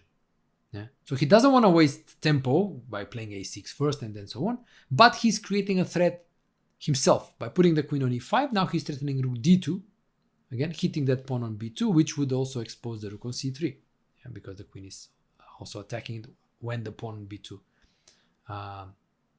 is taken. So he's threatening an attack with rook d2, forcing white to go queen e4. And after queen e4, now he's exchanging queens, as after bishop e4, the bishop is on e4, not on c6, attacking that pawn on b5. So he won a tempo, not needing to spend the tempo on a6. Yeah? And now he's just in time to penetrate with the rook on the first rank and activate his pieces. Note that if he dallies for one move more, white would likely play bishop c2, yeah? Cover the d1 square, and then bring the king to the center. And if he is allowed to do this, maybe he can resist. Yeah? But, of course, Capablanca would never allow that. Rook d1 check. Note that he does not play rook d2 because that is met by rook c2. Yeah? But rather, he gives the check. And after king g2, now he advances with a5. Again, notice the precision. Yeah? He could have taken on c6. Nah, it would not have mattered. Yeah, he would have won anyway. But no. Exactness, precision, this is what makes the best players best in the world, because they're precise even in the what may appear as minuscule details, but in fact they are not. These are the moments that literally kill off the game, and also kill off the game psychologically, because you see the opponent is maybe hoping for a little bit here and there, but they're not giving it to them. And this is also psychologically very difficult to deal with. So now the pawns are rolling, b4 is next, and white cannot stop the advance. So rook c2, moving away from the attack after b4. So b4, a takes b4, a takes b4, bishop f3, attacking the rook on d1, and rook b1. Yeah? The move moves away and targets the pawn on b2. Bishop e2, attacking the pawn on c4 and hoping for bishop c4 and rook endgame, but of course that will never happen. b3.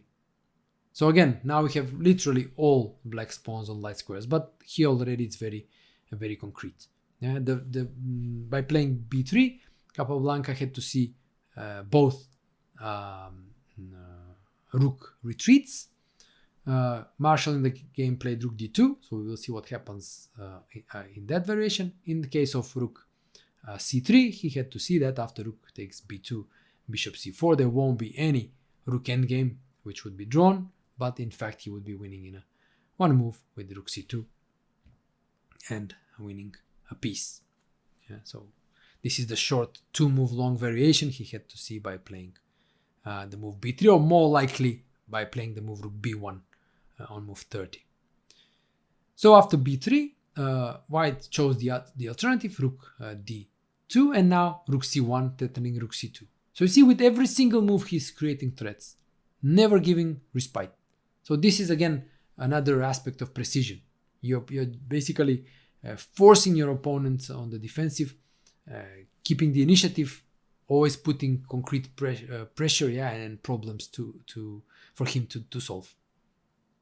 So the threat is rook c2 to win the pawn on b2, bishop d1. It appears as if white has consolidated. There is no rook c2, okay, and The pawn on b2 is defended, but Capablanca foresaw that with the small combination, petite combinaison, he wins a piece.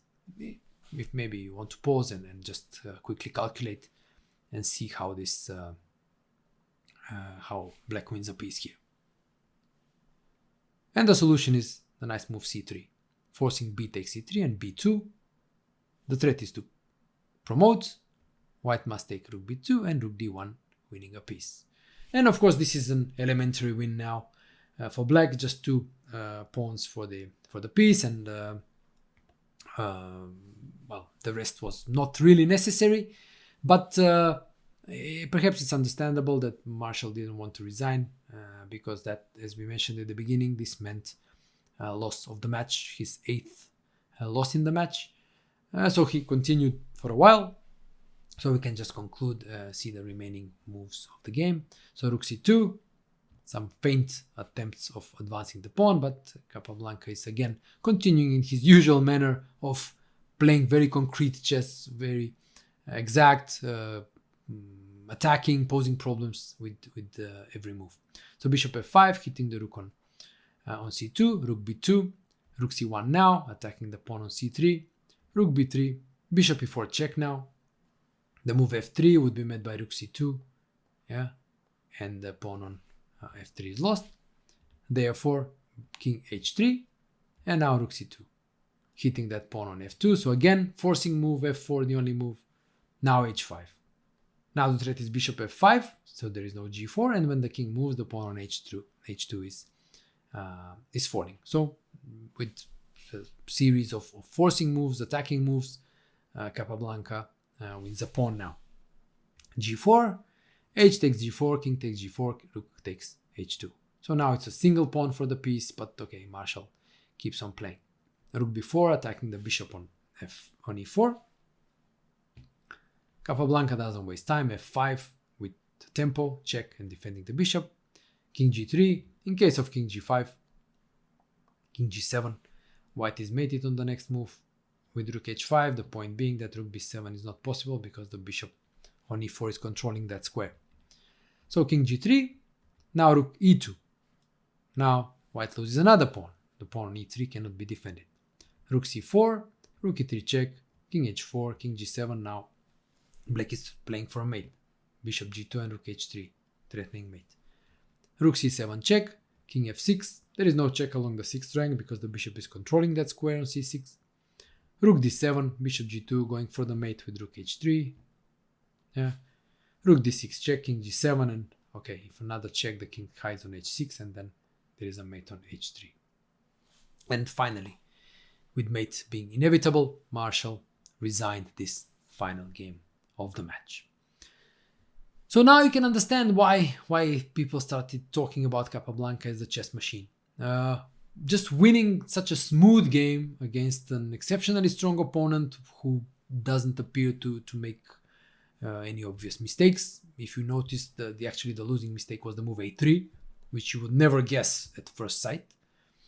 So the ability to win games in such fashion made him the legend that he deservedly became. So again, another game which I think is a very good, is of highly exceptional actually instructional value, because again, every single move that he played has an idea. Every single move that he played has a reason why it has been played.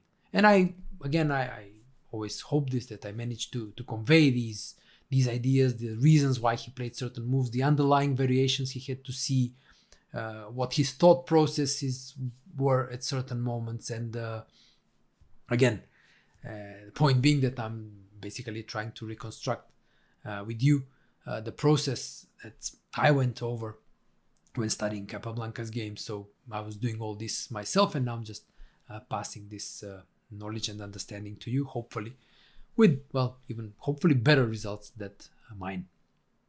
So again, thank you for watching this video analysis, and I'll see you in the next game. Hello and welcome to the video analysis of the game Capablanca Vidmar. This game was played at Capablanca's last triumph before, shockingly, he lost the title to Aljechin. So in New York, 1927, he had one of the best tournaments of his life, winning it confidently with a major point advantage over second placed Aljechin. And this game against Milan Vidmar was one of those smooth performances that Capablanca had in this event. So in this position that arose from the Ruy Lopez or the Spanish opening, White has a clear advantage because if you look at it, he has the pair of bishops, which are unopposed. And the second more troubling issue for Black here is that his advanced pawns on the queen side, a5, b4, c5, are actually giving a lot of squares to White's pieces. Yeah, whether that be the c4 square or, as we will later see in the game, these pawns can be subject to an attack from behind. Actually, the b6 square. So here, there is a concrete problem here. For White. His knight on d6 is attacked, so the question here is immediately very concrete. Should he exchange on b7 or should he move the knight to c4, attacking the pawn on e5? So again, immediately a question for you. Think a little bit, maybe calculate a line or two, and try to decide what you would do in this position. Would you take on b7 or would you move the knight? So, if you considered both moves, well, I can tell you, maybe disappoint you a little bit, that both moves are actually good. And often in advantageous positions, the difficulty lies in choosing from two or more or less equally good options. And here we see Capablanca doing what he liked to do. He played knight b7. And as I mentioned elsewhere, he liked to go forward, improving his position and making progress by exchanges. So he liked exchanges, and he was often criticized for this, that he exchanged a bit too much, but he actually liked exchanges because that allowed him to win a tempo with that move, with the exchange, and then make another move that improves his position. To analyze a little bit the alternative for those of you who decided to go knight c4, and to illustrate that the move is also good, it attacks the pawn on e5, so Black is forced to give up the bishop, so bishop c4, and now White has a pair of bishops against a pair of knights, and in this position that will soon be opened, this is a solid advantage. But probably what bothered Capablanca somewhat was the move knight d6, which attacks the bishop on c4 and also attacks the pawn on e4. So maybe he was not quite comfortable with this.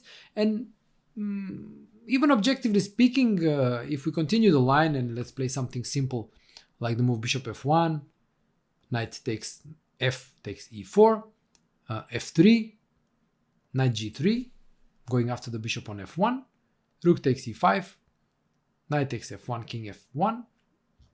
White still has the solid advantage because the pawns on the fifth rank, the a5 and c5, are subject to an attack. The bishop is coming to e3. But compared to what happened in the game, this is obviously trickier or more complicated for White than the game continuation. So by choosing to take on b7, White chose the simpler path in this game. And this is, again, one characteristic of Capablanca, always striving for simplicity. If something was good, then choose the simpler option. Yeah. So both are good, knight c4, knight b7, but simpler is knight b7. So go for the simpler one. So knight takes b7, bishop takes b7, and c takes b4. Now this is an important move because it opens the queen side. Yeah, he opens the queen side. And now Black is faced with a choice. Does he take with the a pawn and give White a passed a pawn, or he takes with the c pawn, but that allows White later on for his dark squared bishop to be introduced in the game via e3, and then later with b6 and attacking that pawn on a5. So again, quick defensive task. Yeah? How would you take? Would you allow white to pass the pawn, or would you allow future bishop e3, bishop b6? What would you do here? Vidmar decided to take with the c pawn, and this decision was criticized relatively heavily by Alexander Alyekhin, who wrote the excellent tournament book for this event. In that book, he recommended the move 8 takes b4. And Alyekhin immediately saw an idea here for black, which was to go bishop a6 and c4. So the bishop on a6 supports the c4 push and also blockades the white's a pawn. And in truth, this was the more resilient option for black, but that doesn't mean that it diminishes white's advantage. For example, here the strongest continuation for white is the forcing move bishop e3, immediately attacking the pawn on c5, and after knight takes e4, the move a5. This is important. White is advancing his passed pawn, and he intends to go rook c1, f3, and take the pawn on c5 at all leisure, whether by bishop or by rook. So again, perhaps the not exactly straightforward way of this line does make the recapture 8 takes b4 a more resilient option for black, but nevertheless, white still keeps the huge advantage here. So going back to the position after c takes b4, Vidmar decided to keep it symmetrical with c takes b4, but now after the move f3, which is a very solid move, you would say, because it completely kills off both black's light pieces. The bishop on b7 and the knight on f6, which were attacking that pawn on e4, are now basically half dead. That pawn is safe, securely defended, and both these pieces are rendered very passive. In addition to this, the defense of the pawn on e4 allows for the development of the bishop to e3, and then from e3 the bishop can come to b6 and attack the pawn on a5 when appropriate. So Vidmar played here rook fd8. You could say a natural move, putting the rook on the open file, but it's in a way, it's a move based on general considerations, but you already notice the difference in class, if you will. Alyekhin in the tournament book was already thinking more in terms of plans and concrete solutions, so he recommended instead the move knight d7. Immediately rerouting the knight from the useless square on f6, covering the b6 square, intending maybe knight c5, so immediately a very concrete move, with the idea that after bishop e3, black should play rook fc8, so liberating the path for the king to be centralized, maybe king f8, king e7, and keeping the rook on a8 to safely secure just in case the pawn on a5 and the rook on the c file is controlling the open c file. And after rook ed1, he attacking obviously the knight on d7, he recommended rook c7, defending the knight, and he concluded that this was much more resilient for black. He also concluded that the black can defend here. So while the line he gave actually is correct, his conclusion that black can defend successfully here is unfortunately not, because after the simple move rook d6, intending rook ad1, piling down the d file, white has obviously a completely dominating position, and it's probably a matter of time before he wins, because black is completely passive and cannot move much actually. Again, probably this was a better choice, but again, in this game we see this difference in class that I just mentioned when comparing Vidmar and Alyekhin, and in the game Vidmar and Capablanca. Vidmar was a top 10 player at the time. He was playing this New York International tournament, being invited as one of the strongest players in the world. But here again, you see him make moves a bit too vague, a bit too based on general considerations, where instead he could have perhaps dug more deeply by choosing moves based on more plans and piece coordination, piece arrangement that would have allowed him better chances. So after f3, he played rook d8. Capablanca continued with the normal move bishop e3. That's what he planned. The bishop is simply developed and targets the b6 square. Note that a move like rook d3 is just a useless one because bishop c4 forces the rook to go back as the bishop on e3 is defended by the rook from e1. So after bishop e3, Vidmar played the move h6. Again, what I just mentioned. It's true that black cannot do much, but again, this is a move that it's too vague. Simply, it's a move that, opens the Luft, maybe controls the g5 square, but it doesn't really address the essence of the position, which is white basically piling down along the open c files and eventually exposing that pawn on a5. But Vidmar did not actually give up. He tried to set up a trick or two, and we will see how Capablanca navigated this. So rook e d1, immediately challenging for the open d file. Bishop c6. So what black does here, he's rerouting the bishop from the very passive spot on b7 to the a4 e8 diagonal, and on that diagonal he's actually targeting the pawn on a4. Rook ac1, Capablanca continues with tempo, developing the bishop with tempo, and Vidmar continues with his plan with bishop e8. And now this is an instructive moment. This is a very instructive moment, not only because of what Capablanca did, but I would say more of what he did not in this position. Again, a question. Do you think this is a moment for white to start calculating and look for a direct win or a direct gain? Or he should just continue improving his position and play a move like king f2, centralizing the king? So take some time, because this is a decision that requires some consideration, and then see whether you guessed right or not. Capablanca chose here the latter option. He played the move king f2. And I would say this miss, because it is a miss, is all indicative of his style. He played the move by hand. Yeah, he saw that the position is good and everything is well, and he just played the move by hand because I think he was not consistent enough with the calculation of the more direct way here. Before continuing to talk about the direct way, I would like to point out one important moment when it comes to the process of conversion of an advantage.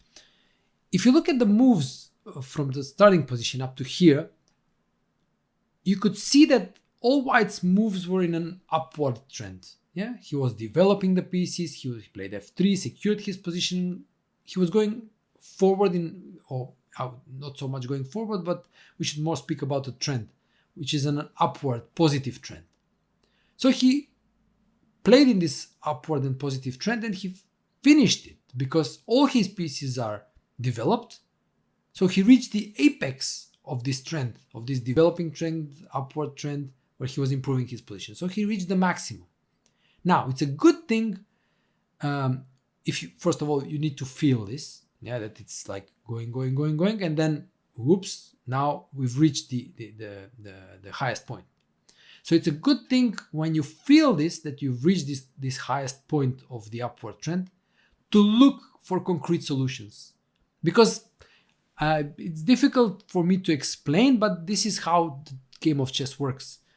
So an upward trend, when it peaks, usually there is a concrete solution. And if you're sharp enough, if you're calculating precisely, if you are attuned to the position, and if you take that moment, take advantage of that moment of the concrete solution, you find it and you execute it, that's the best way to win chess games Yeah, and that's a best way to win by good technique. Yeah, this is what good technique means. You come to that point, and the first opportunity that you have, you take it. You win a pawn, you win material, you increase your advantage, and you win the game. So, what is this concrete solution? Well, if you looked at it, you can notice that after rook takes d8, and rook c5, white is attacking 2 pawns, e5 and a5. And basically he wins the pawn. But you can also notice that black has the counter move rook d3, attacking not 2 pawns but 2 bishops. And my impression is that Capablanca saw up to this point, saw the move rook d3, which at first sight appears that he's losing a piece, and he made the move king f2, preventing this. So in a way, you see, he played a prophylactic move. So the move king f2 was not just a centralization of the king, yeah, but it was also a prophylactic move preventing this variation. So with having a king on f2, now the bishop on e3 is not hanging, and he can simply move the bishop from b3, winning a pawn. But in fact, he could have done it immediately. The point being that he can still go bishop c2, and after rook e3, he has the move king f2 now, trapping the rook and winning the exchange. So you see, again, this is my understanding of things, that he made the move in the game king f2 as prophylaxis, which was not needed actually. And I find this somewhat amusing, but also telling of his style. So he saw this variation and he just decided to prevent it with a simple move king f2. Unfortunately, not continuing the line for 2 more moves, realizing that he can actually trap the rook and that prophylaxis is not needed. So that's why I'm saying when you reach the peak of the trend, look for the concrete solution, and being sharp in calculation would allow you, for example, to see this line and you just take that first opportunity to cash in and basically win the game faster.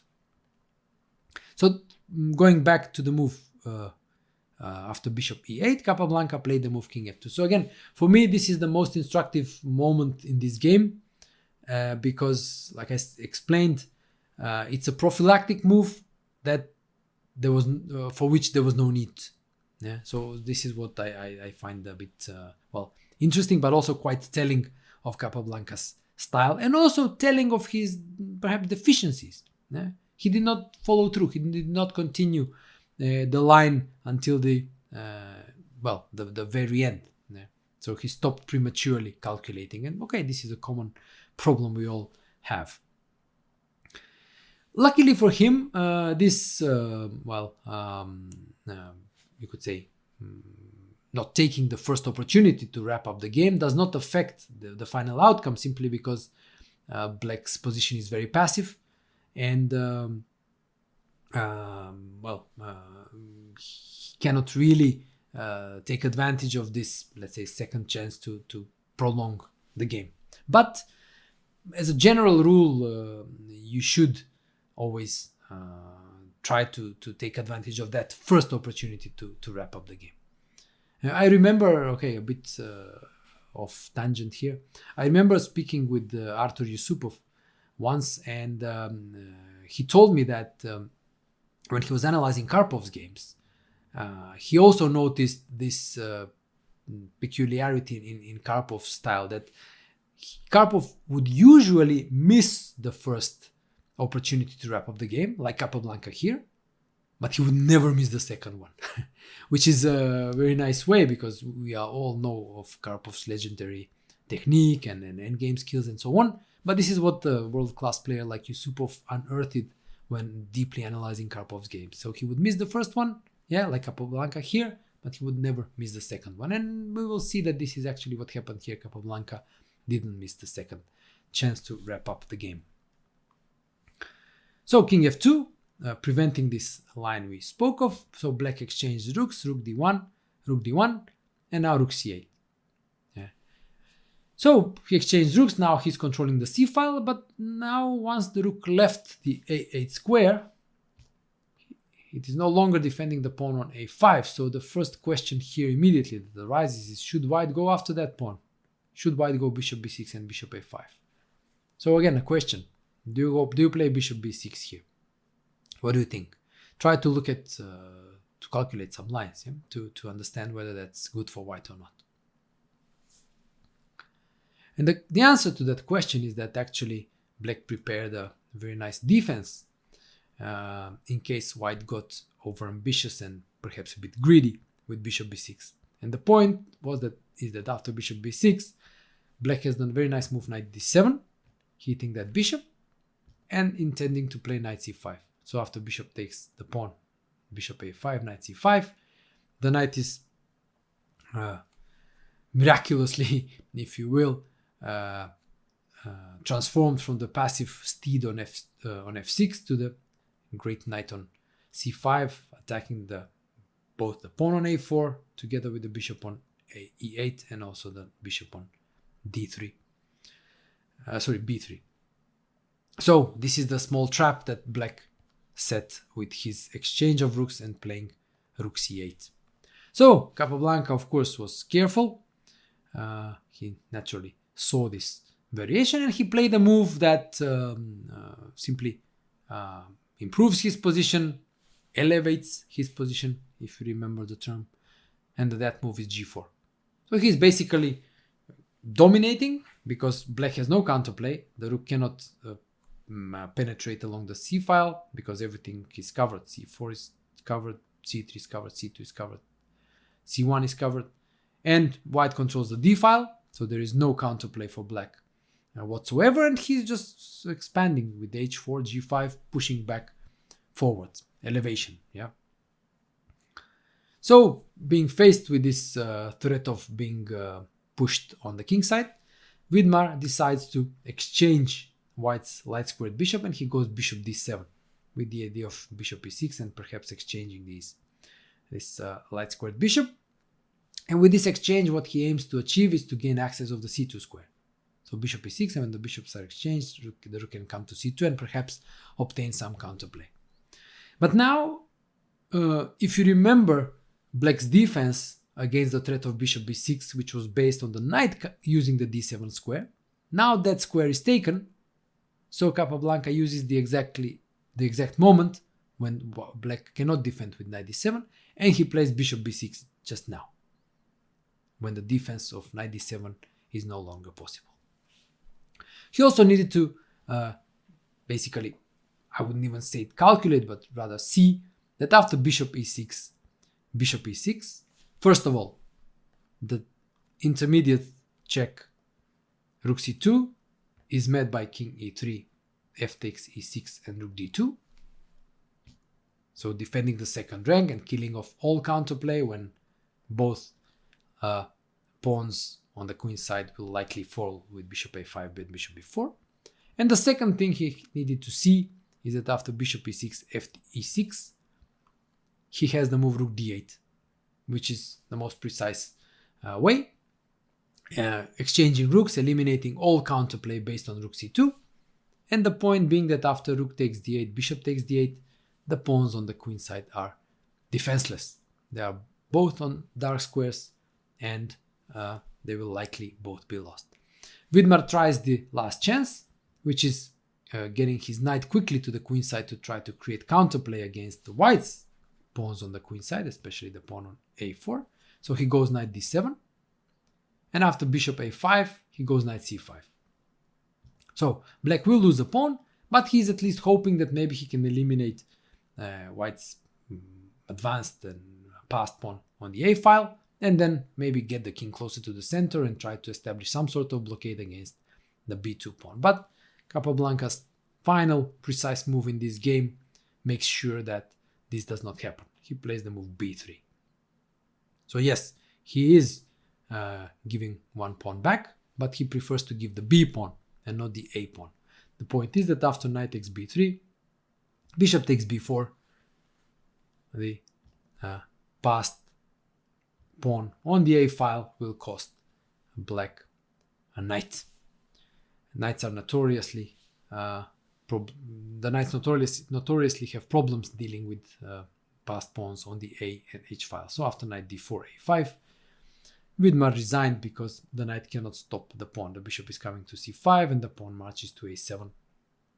and the knight can only sacrifice itself for that pawn on a7, which would of course leave white with a clear piece up.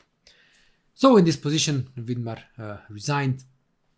So again, a smooth conversion by Capablanca with that, I think for me, characteristic moment with the move King f2, showing both the characteristics of his thinking, his prophylactic thinking, and also showing a characteristic, perhaps, unwillingness to follow through the calculation in dominating and winning positions. But other than that, all his other moves were in his typical crystal clear style, going after the concrete demands in the position.